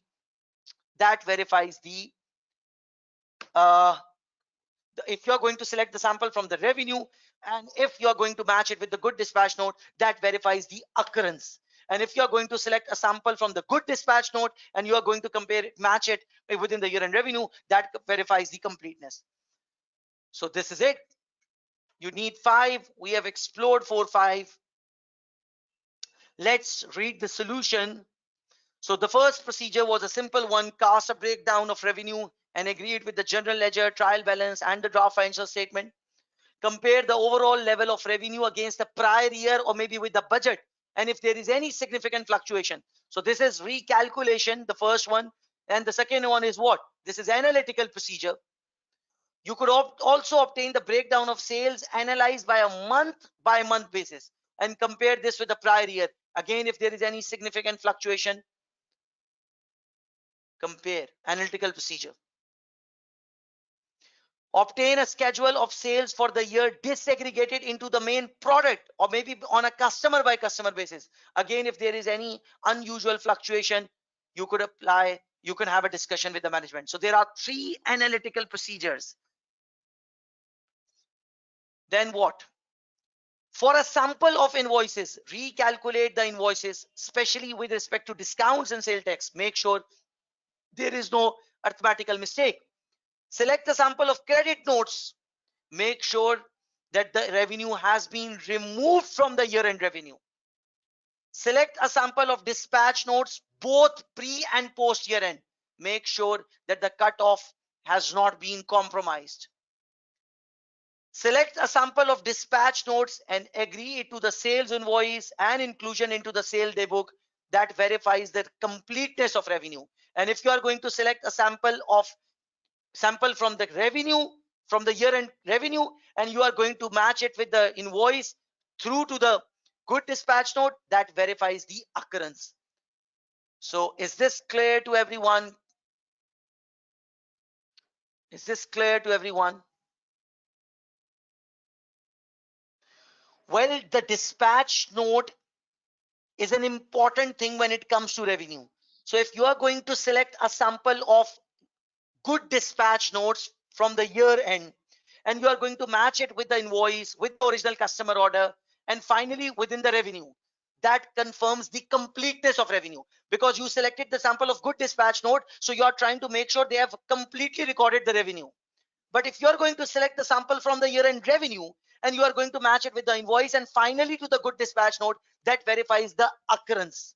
So it's the other way around.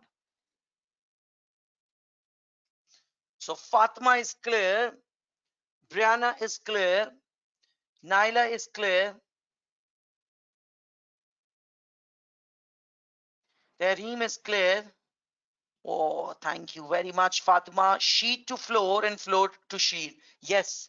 If I am going to select a sample from the profit or loss account, that is from the revenue, one of the sample, it means I'm looking forward. I want to confirm the good dispatch note.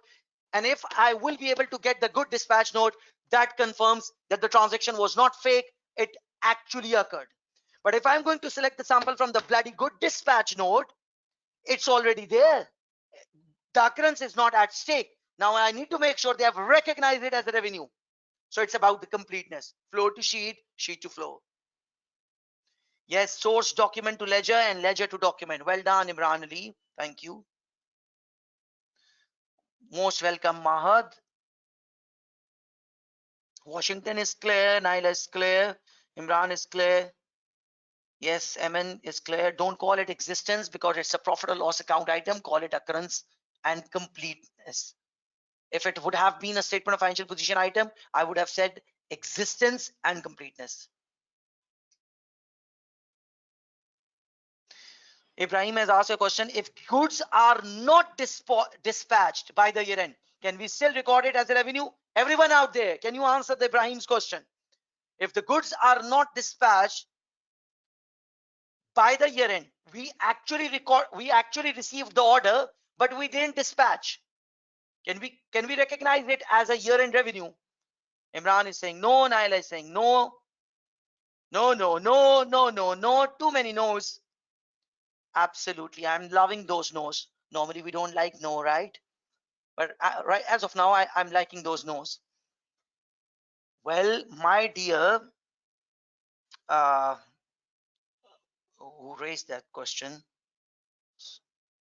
Short-term memory problem, yeah.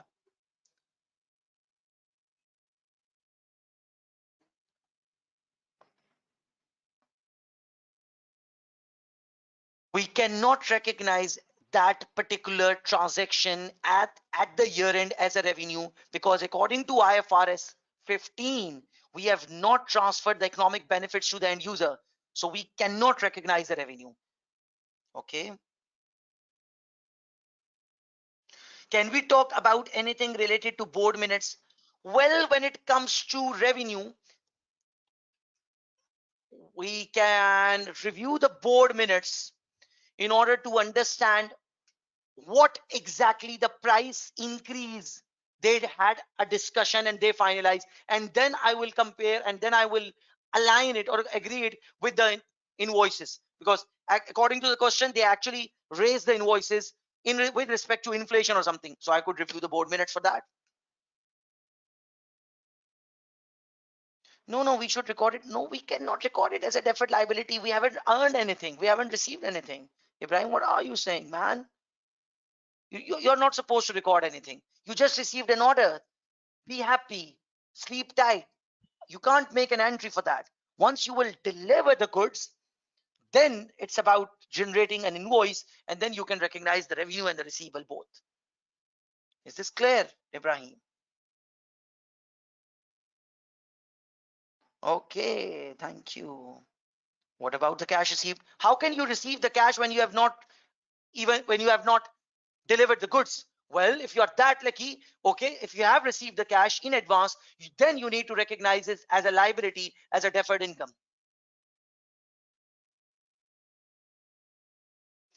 Omar Hayat Khan is saying, in test of controls, we also read the board of minutes. In substantive procedures, we also reading the board of minutes. Yes, but the agenda is different, right? In test of controls, I look forward to the good dispatch note. In substantive procedures, I'm looking forward to the good dispatch note, but the reason is different. When it comes to test of control, I was looking forward to make sure that the document is sequentially pre-numbered. I was looking forward to make sure, yes, the Umar Hayat has signed the document. But now I'm trying to make sure that the good dispatch note, the corresponding revenue. Now I'm trying to verify the profit and loss account, the revenue. So the agenda is different. How does that sound to you, Umar? The reason of the action is completely different. Test of control means you are trying to verify whether the policy and procedures are being followed. Substantive procedure means you are trying to verify whether the amounts in the financial statement are correct or not.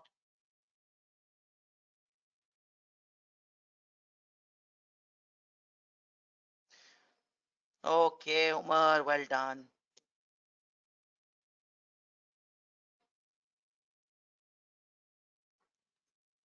So nice of you, Musafir. Thank you very much. I appreciate that. I just need one thing, and that is you need to work according to the instructions, and then you need to, go as a happy child on Monday, 5th September 2022, and don't be afraid of anything, and, you know, and then enjoy your holidays. Okay, Ibrahim is stuck somewhere. If a customer pays the cash while ordering, so we will definitely record that deferred income as liability, sir, as per IFRS 15. Absolutely, yes. Yes, you're right. Fantastic.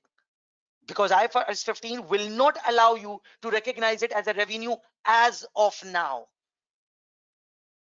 So it's not about IFRS 15. IFRS 15 will not allow you to recognize it as a revenue. Ibrahim, are you clear? Can we move on, Ibrahim? Yeah, when do we use, well, they've got different sources of income, so we need to make sure they've recognized it, as a revenue. If they have, well, classification is not a major issue as of now. Shivani, we have to make sure that the procedure makes sense with respect to scenario.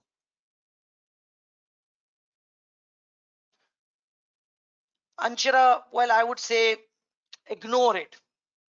But if you're going to insist, okay, if you insist, basically Ibrahim was trying to make a point that if a company has received an order from a customer along with the cash, well, that sounds beautiful for the company because the company has not delivered the goods, but they have received the cash. How the accounting treatment what would be the accounting treatment? Well, the company should not recognize it as a revenue because they have not transferred the obligation. So they will recognize it as a deferred income. They will recognize it as a liability. But once you know, they will meet the criteria of revenue recognition according to IFRS 15, which you should not worry a lot about it. Then they will make the dual entry and they will transfer it and they will recognize it as a revenue. Anshara, are you clear now? And okay, that's great. So we are done with the first part. Now let's have the final break. Yes, it's then the final break as you all are referring to. So it's 7 p.m. right now. Let's be back at 7:10 p.m. sharp after exactly 10 minutes. And we'll continue with this March, June 2022. And the part B, which I'm about to start, is going to be really important and really tricky one. So hang on and I'll see you in 10 minutes. So you didn't answer my query of physician specific question. How to attempt it easily, sir? Musafir, well, give me few. Well, let's be patient. With the passage of time, you will be able to understand things. Otherwise, at the end of the session, you need to raise the question all over again. Okay, I'll see you after 10 minutes. 7:10.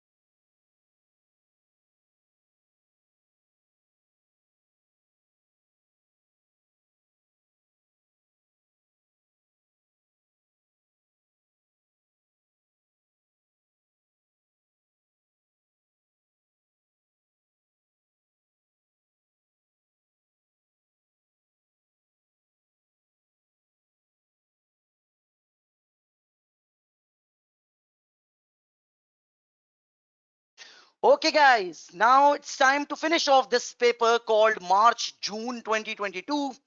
And we have already covered the part A, which was about revenue, which was about the profit or loss account item. Let's go to the part B and C. Now, the part B says describe the audit procedures the auditor should perform as part of the audit of the spinach company before and during the inventory count. So what procedures or what actions you are going to take before the stock count, before the inventory count? Well, what I'm supposed to do, what I'm supposed to do before the stock count? Well, first of all, I need to know which warehouses or which places are having the most material items so that I could make sure that I'll be there. Secondly, I need to review the last year's audit file again in order to understand which warehouses or which place was having certain kind of problems so that I could visit them at any cost because they could still have problems. Third, I need to have discussion with the management and I need to understand what they believe which particular warehouse or place are having the greatest material amount or are having the greatest problems again so that I could visit that particular place. There are always a thing called inventory count instructions for the teams. So I need to review and I need to understand those inventory count instructions in order to understand the inventory count instructions are clear and they've got no problem within them. So these are the procedures which I could perform before going on to the stock count. What about during the inventory count? A, I need to observe that the teams are working, as per the plan, as per the instructions. B, I need to make sure if there are any faulty items, damaged items, third party items. Now, for that, we need to read the question. We need to make sure they are properly being flagged and separated. We need to make sure there is a proper mechanism in order to quantify the valuation of the damaged items. So these are the procedures which we are going to apply during the count.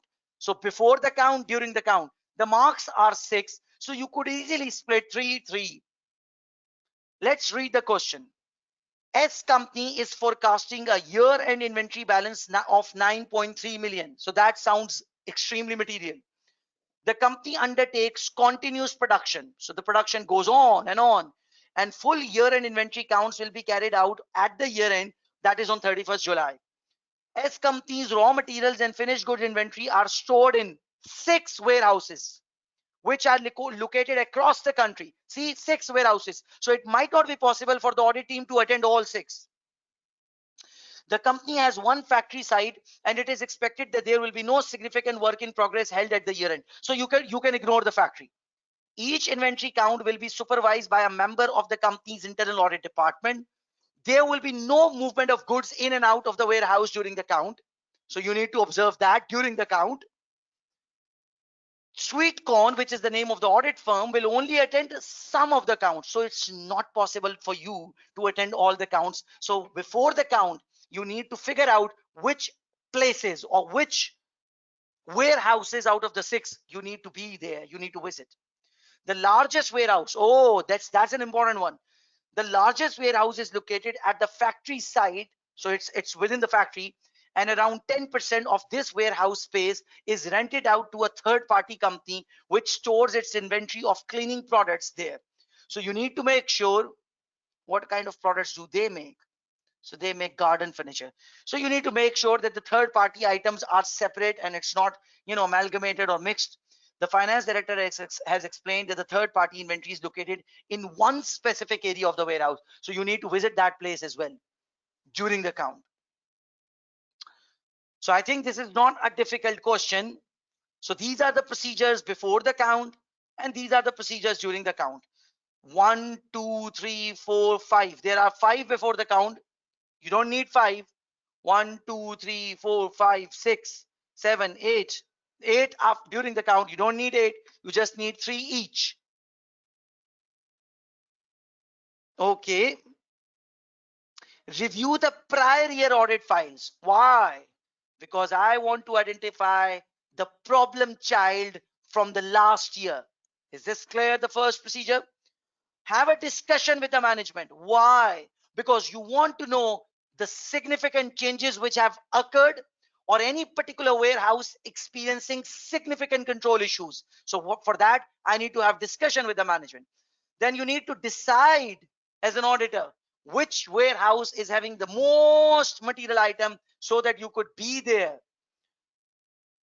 Last but not the least, before we go on to the way for the stock count, we might want to have discussion with the management regarding the third party and make sure they make sure what and I need to understand what mechanism and what procedure they have in place in order to make sure that the third party items are not incorporated at the year end stock count. What about during the count? A, observe the teams whether the instructions are being followed or not. Maybe you could observe the counts in order to confirm that the procedure for segregating the damaged items or the slow moving items are being followed or not. Maybe you would like to have the discussion with the internal audit supervisor in order to verify how they would quantify the work in progress or what methodologies they are going to use. Well, you can obtain the copy of the completed sequential number inventory sheets. Make sure there is no sheet gone missing.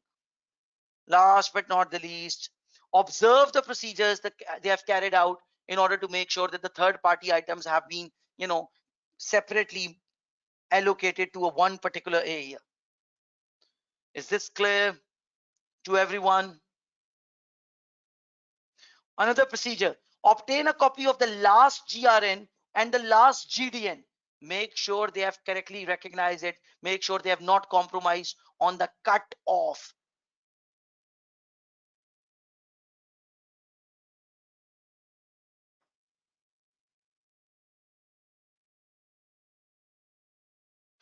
Okay, there is a question from Shehzadi.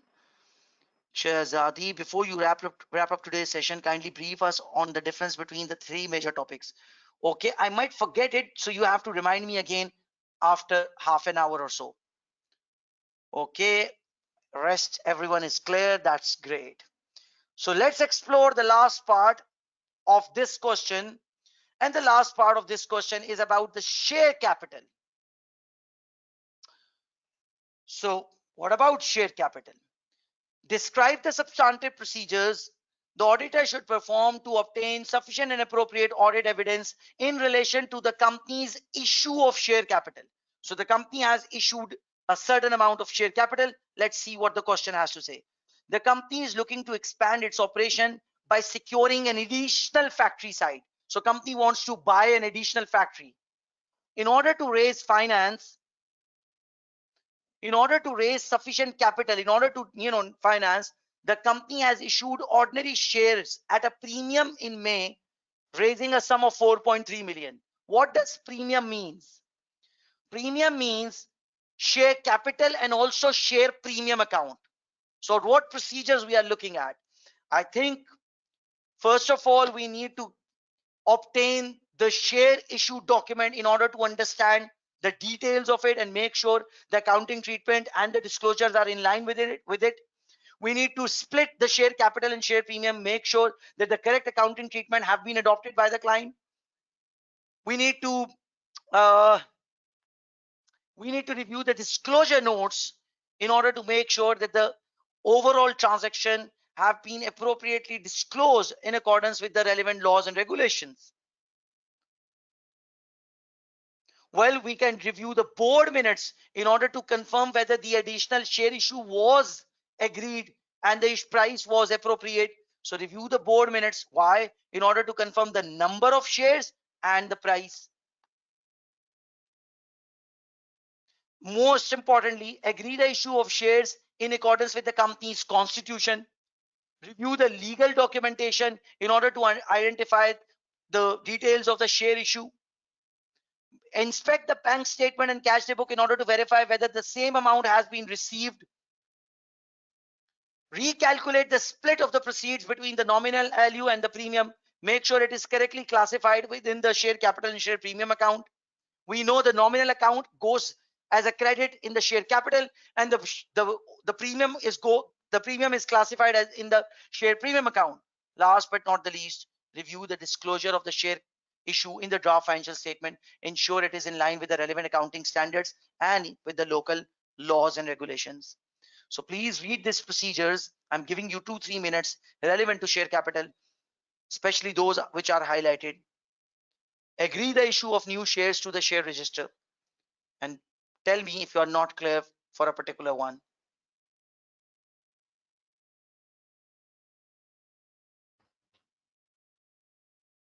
Yes, MNN, you are absolutely right.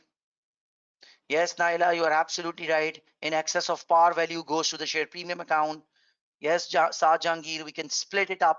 We can recalculate the split according to the share issue document, according to the inspect the cash book and and cash day book and the bank statement in order to verify the same amount has been received. Well done, well done.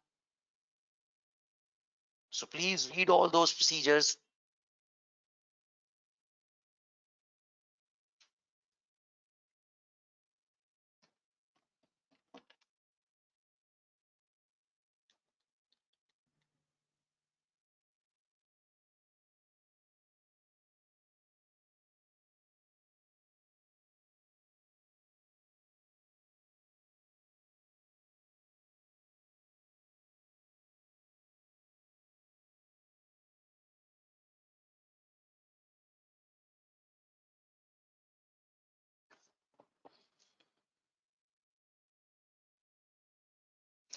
Okay, should I move on to the next past paper question on substantive procedure? Can I have yes on that so that I could move?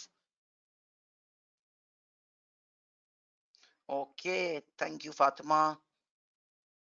And Shazadi, your question is still in my mind. You have to remind me at the end of the session. I need to have a brief overview about the connection of these three topics called risk controls and procedures.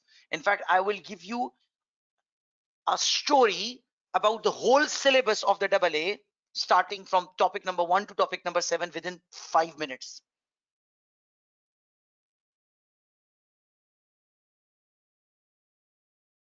Sir, on share issue, which one is the one you said you do 2 ways, either from... I didn't get that question. Sorry, mate. Okay, Nishika Saxena is saying, please explain the second procedure again. Okay. Yes, Bilal, I will definitely. That would be awesome.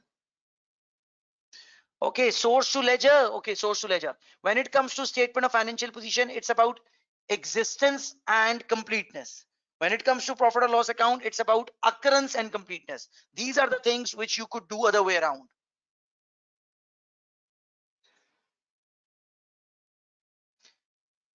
In the past paper solution, sometimes the assertion is not mentioned because the procedure is too obvious. Otherwise, normally you should come up with the assertion.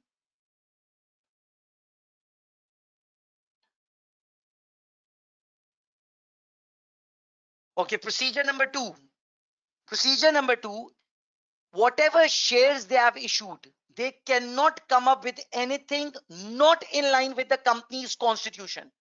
So I need to make sure that whatever shares they have issued, it is in line with the company's articles of association, which is called the constitution agreement. Is this clear? You could replace the word, you could use the word articles of association. Okay, what about recalculation? So you could recalculate the split of the share issue among the share capital and share premium. Now we must understand, whenever a company issues a share, and that too on a premium, the nominal value is credited in the share capital account and the premium over the nominal value. So if the nominal value of the share was $5, but you sold the shares at $7, so the $5 will go into the share capital, but the rest of the $2 will go into the share premium account. Is this clear? So that's what the recalculation procedure is all about. Is this clear? Can I move on now? Okay then. Mahad, absolutely yes. If there are 10 procedures within the solution and the marks are 4, you need to come up with the best 4 with any 4. Never overwrite. Once you are done with the full exam, option number 1, try to have a chit chat with your neighbors. If they're not interested, first of all, I'm sorry, mate. Secondly, yes, then you can add on extra substantive procedures, extra audit risk, extra test of controls. But when you are attempting the exam in the first go, try to finish off in accordance with the marking scheme. Never go for the extra points.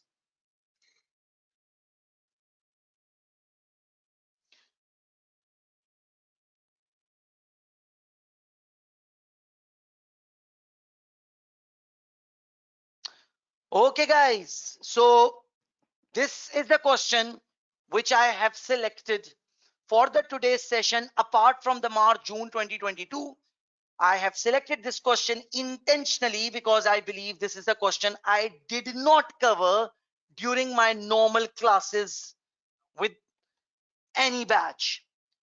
Okay, the name of the question is called Sagittari and Company.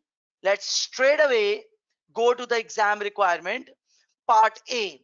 Describe substantive procedures the auditor should perform to obtain sufficient and appropriate audit evidence in relation to the company's income. So they have not used the word revenue, rather income. Why? Because this is a charity. But you could assume that they are using the international financial reporting standards, and there are 5 marks, so you just need 5 procedures. So before we move on to the solution, I'm giving you 2-3 minutes to read this story about this charity called Vega Vista, and you might be able to come up with 5 procedures on your own. Maybe you don't need my help anymore. A. Comparisons. Cast a breakdown. Maybe comparison on a category by category basis. If they have, if they had an event such as a charity event, maybe a concert or something, maybe you would like to recalculate the income drive from them. Maybe you would like to review the subscribers, maybe. So I'm giving you post here, and or maybe you would like to review the bank statement and cash book. So I've given you good enough hints. Try to come up with your own procedures. You have got 3-4 minutes. Good luck.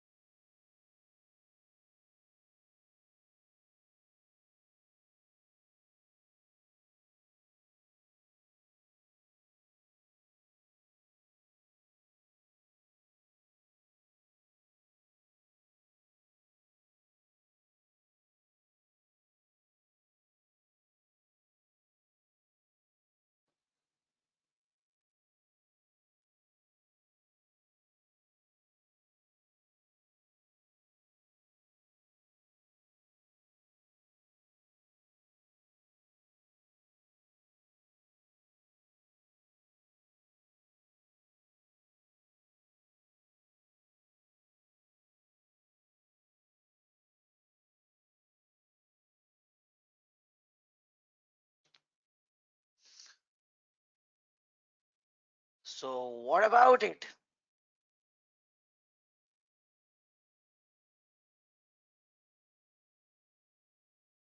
So if we write cast point for accuracy in every part, would they deduct any mark? No. Cast the schedule, obtain the schedule.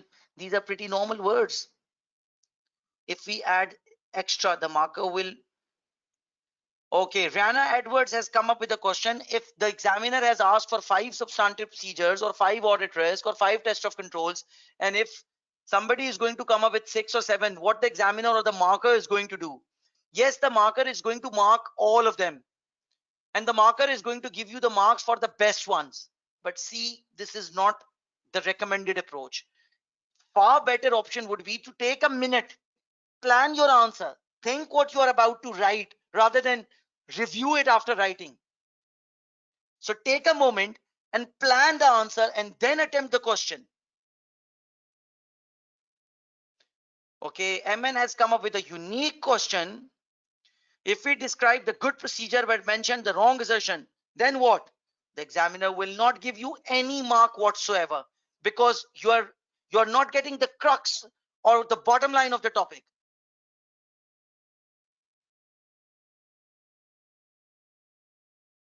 Is this clear?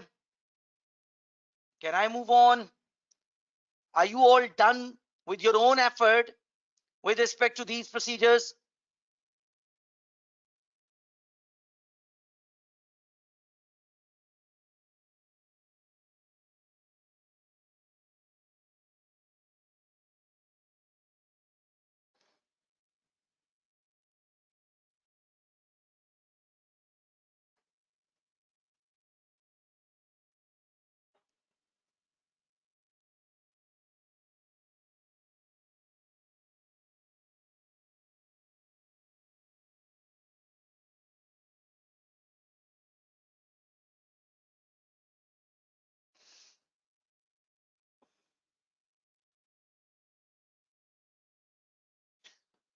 It's not mandatory to mention assertion for every procedure, provided your procedure is making sense to the marker and the reader. But to be on the safe side, you could refer to the assertion. It's not a big deal. Don't create or don't consider it as a huge thing. Take it easy.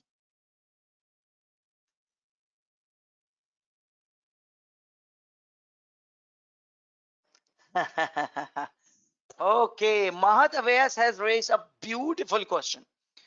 In this question, completeness regarding the income is a key audit risk. Isn't it quite unusual for income to be not complete? Well done. Absolutely right. But what about it? This is a charity, my dear. And if it is a charity, we would like to omit the income. We would like to fill our pockets.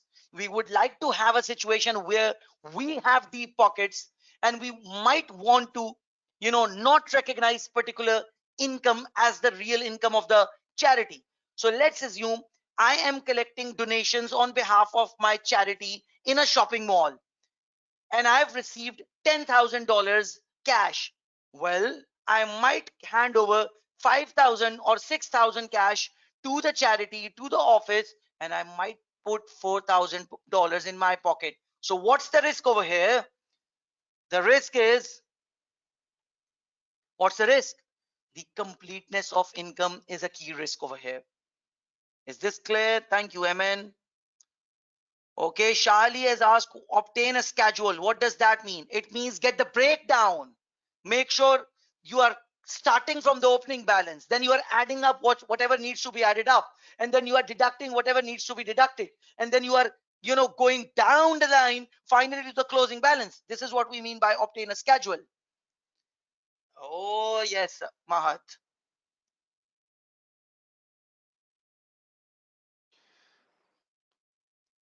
Anshara, if you could refer a particular procedure with an assertion, good for you. If you are unable to, okay, leave it for now. With the help of, if you're going to solve, Anshara, 5 to 6 questions twice, things would become easier for you.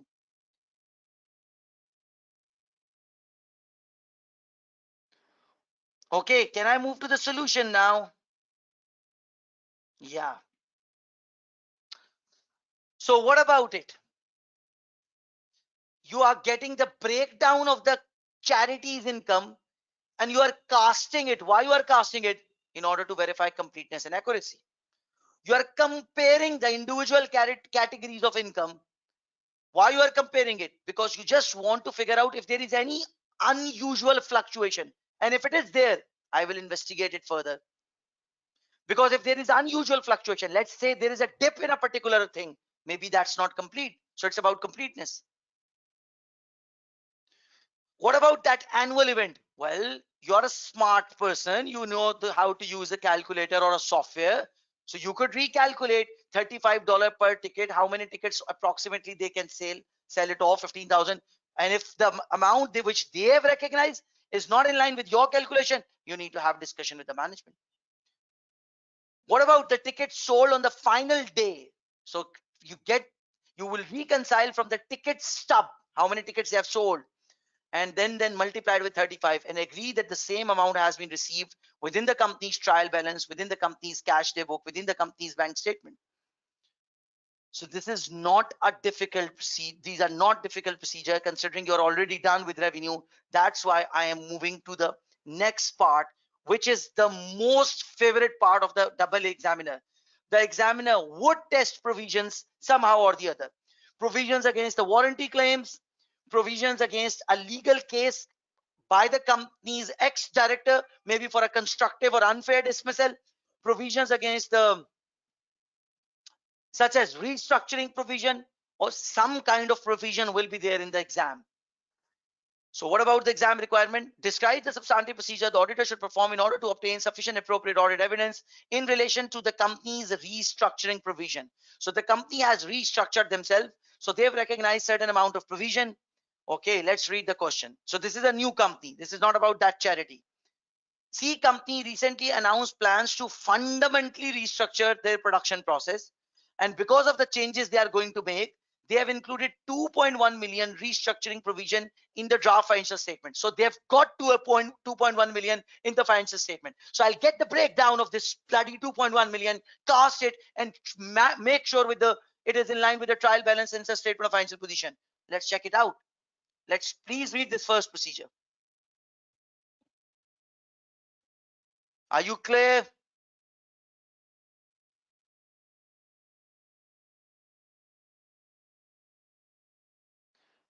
Are you clear with respect to first procedure? Now, considering it's about the provision, there has to be some kind of discussion within the board. So I need to review the board minutes of the meetings in order to figure out when they formally, agreed upon it and when they formally announced it. So I need to review the board minutes in order to quantify the issue. Review the board minutes in order to understand when the when the decision to restructure the production process was taken, and confirm the decision was made actually during the year. Okay, this restructure involves a refurbishment of the factories, purchase of the new plant equipment, and retraining of existing staff. Now you cannot recognize the retraining cost as your provision, so you need to make sure obtain the breakdown of the restructuring provision and confirm that only direct expenditures relating to the restructuring provision is included. For example, the cost of retraining to the employees cannot be recognized according to IAS 37 and according to other accounting standards. Secondly, in order to make sure that this 2.1 million is not understated, check out the post year-end actual payments with respect to this restructuring provision and make sure that this 2.1 million is not understated. How would I verify? Make sure from the post year-end bank statement and cash day book that the actual payments are in line with this 2.1 million. Well, check it out from the solution. Review the post year-end payments. Make sure that the actual cost incurred is in line with the year-end provision. Make sure that 2.1 million was a reasonable estimate. Is this something relevant to the management? Is this something relevant to the judgment? Yes. Obtain the written representation from the management and make sure that this 2.1 million is complete and they have not missed out anything, and get their written representation. Last but not the least, review the adequacy of the disclosures with respect to IAS 37 provisions, contingent liabilities, and contingent assets. Make sure that the disclosure is adequate and it is in line and there's nothing missed out. Last part is about the bank loans, and I am skipping the bank loans for you. It's not difficult at all. Okay, let's explore it quickly. Read this part by yourself. Bank loans. So they got a loan of 4.8 million. They are making repayments on a quarterly basis. So it's about the split between the current and non-current liability. So you need to recalculate that. It's about getting the breakdown, obtain the schedule, opening balances, loans paid off during the year, agreeing it with the trial balance and the year-end statement of financial position. You need to review and you need to understand the loan agreement in order to understand things. You need to review the disclosures in order to understand that they have completely disclosed of everything. You might want to recalculate the the finance cost in accordance with the loan agreement. So this is about the disclosures. This is about the split of the loan. This is about the schedule, and whatever the amount repaid during the year, make sure it is in line with the bank statement and cash day book. Review the bank statement, review the bank correspondence. Maybe there's some kind of dispute or any penalty or something.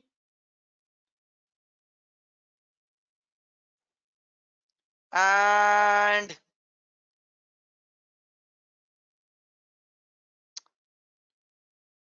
make sure they have paid this 150,000 and it is reflected in the cash day book and bank statement. Is this clear? Can you do it now on yourself? Obviously, it will take an effort. Are you clear?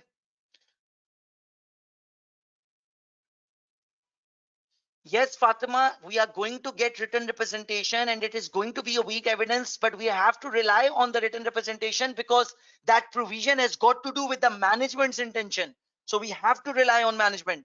We didn't get written representation in every case. It's a unique case, so I'm getting it. No, MN, it's not about going concern, no worries. Okay, Mahad is clear. That's wonderful. Umar is clear. That's wonderful.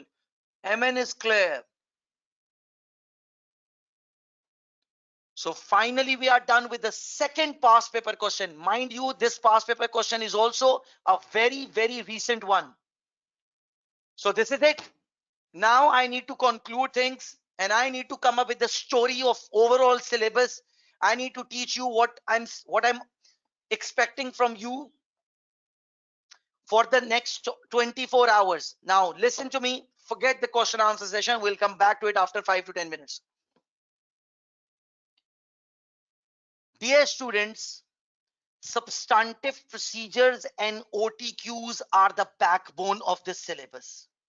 So please solve at least 3 OTQs in the morning, 3 OTQs in the evening from both kits.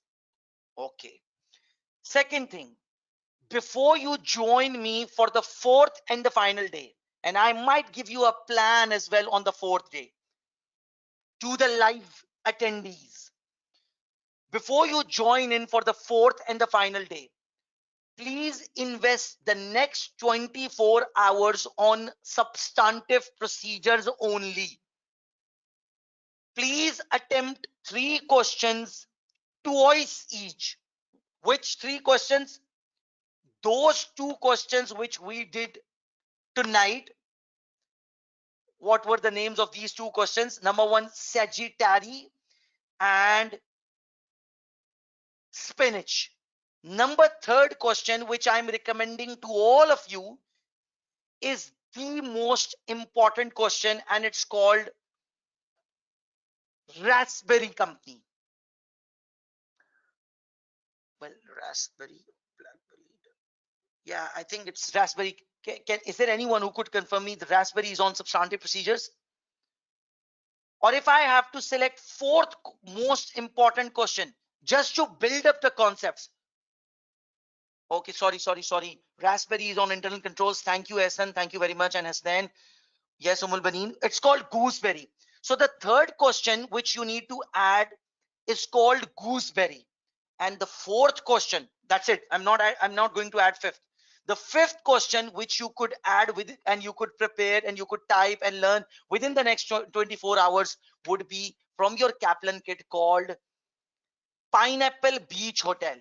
Now, why I didn't use those 2 important questions called Gooseberry and Pineapple Beach? Because those 2 questions I've already covered in my some other webinar. That's why.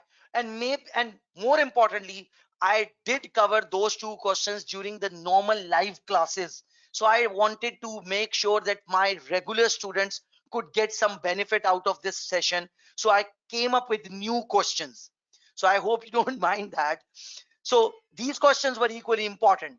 So there are 4 questions which I am requesting and suggesting to you and you could type and learn those 4 questions twice within the next 24 hours, because you have to master this topic.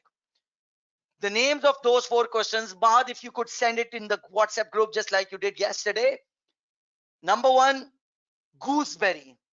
Number 2, Pineapple Beach Hotel. Both of these questions are available in your Kaplan kit. Number 3rd and the number 4th from this webinar content, Sagittary and spinach.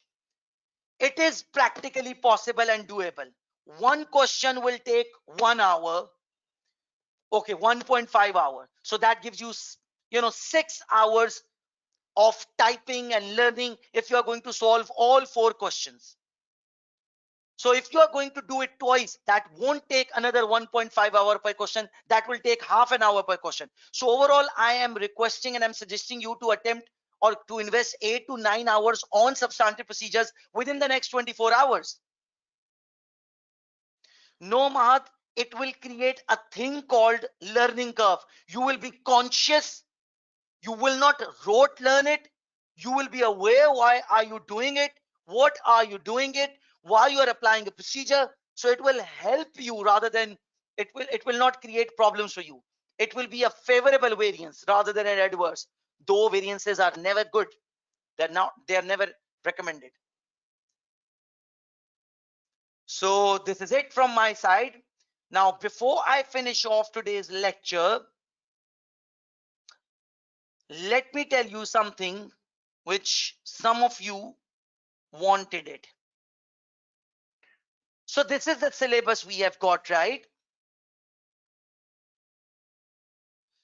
So basically, as an audit firm, I will not accept any XYZ client. I will consider my ethical stance, and then I will filter out certain companies or certain clients, and then finally I will accept a particular company. So this is the first topic called ACCA's Code of Ethics and Conduct, and then the acceptance. Once I will accept a client, I need to understand something about the corporate governance and something about the internal audit. So those two are my topic number 2 and 3 of the syllabus: corporate governance and internal audit. If the company is making sure of corporate governance, if the company is having an internal audit department, that creates, that lowers down my burden. So it's about corporate governance and internal audit after ethics and acceptance. So these are the first 3 topics of the syllabus. Then I need to assess the audit risk. I need to understand I should not come up with incorrect audit opinion. So I call it audit risk. Audit risk has got 2 parts. A, the financial statements are vulnerable. We call it risk of material misstatement. B, I might not be able to detect the material misstatements within the financial statement. We call it detection risk. Both could be and will be tested within your exam. Then once I've considered the risk, I will apply test of controls and I will look up to the control systems of the company. This is what we call internal control system, and we have got 6 systems in our syllabus. Once I've understood the systems, then finally I will apply the substantive procedures in order to verify whether the financial statements are reflecting a true and fair view or not. This is the topic number 6, and we call it substantive procedures. Last but surely not the least, at the end of the audit, after the substantive procedures, I need to come up with a review. I need to look up to the going concern and the subsequent events, and then I need to come up with the important thing called audit report. And within the audit report, there is a thing called audit opinion. So that's the topic number 7. So topic number 1, according to my sequence, that the way I teach it, ethics and acceptance, then corporate governance. Parallel to corporate governance is internal audit. So ethics, corporate governance, internal audit. Then we go to the risk. Then we go to the controls. Then we go to the substantive procedures. Last but not the least, review and reporting. So anyone out there who was wondering about the course content, this is it. But wait a second.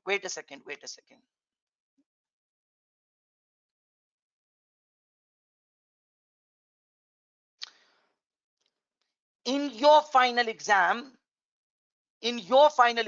out of 100 mark paper, bare minimum 30 marks, in fact bare minimum 35 marks, or maybe approximately 40 marks will be from ethics, corporate governance, internal audit, and completion review and audit report.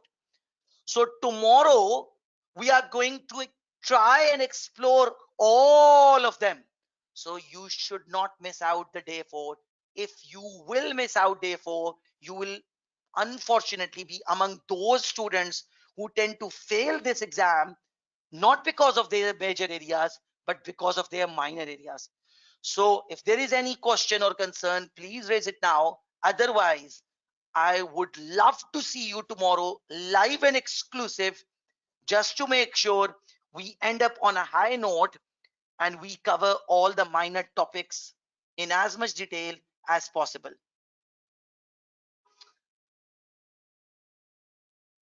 Okay, Shehzadi Hussain Bucks, are you absolutely clear now? Because those 5 minutes were dedicated to you.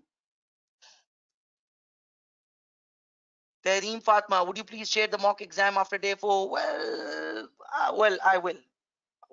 The scheduled mock exam for my students is on 24th August. Osama Zaid has asked, can we get marks for bookish procedure, provided it makes sense? Thank you very much, Umar. I'll see you soon. Thank you very much. Most welcome. Thank you, Eman. Okay, so thank you, and I'll see you tomorrow with all those minor topics. I'll be starting with ethics, then I will cover corporate governance, then I will cover a bit of internal audit, and then I will cover the audit report, especially at the end of the tomorrow session. Within the last 10 minutes, I will cover a thing called impact on audit report, which almost every student will get in the final exam.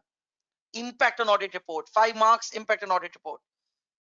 Thank you, and I'll see you soon. Bye bye.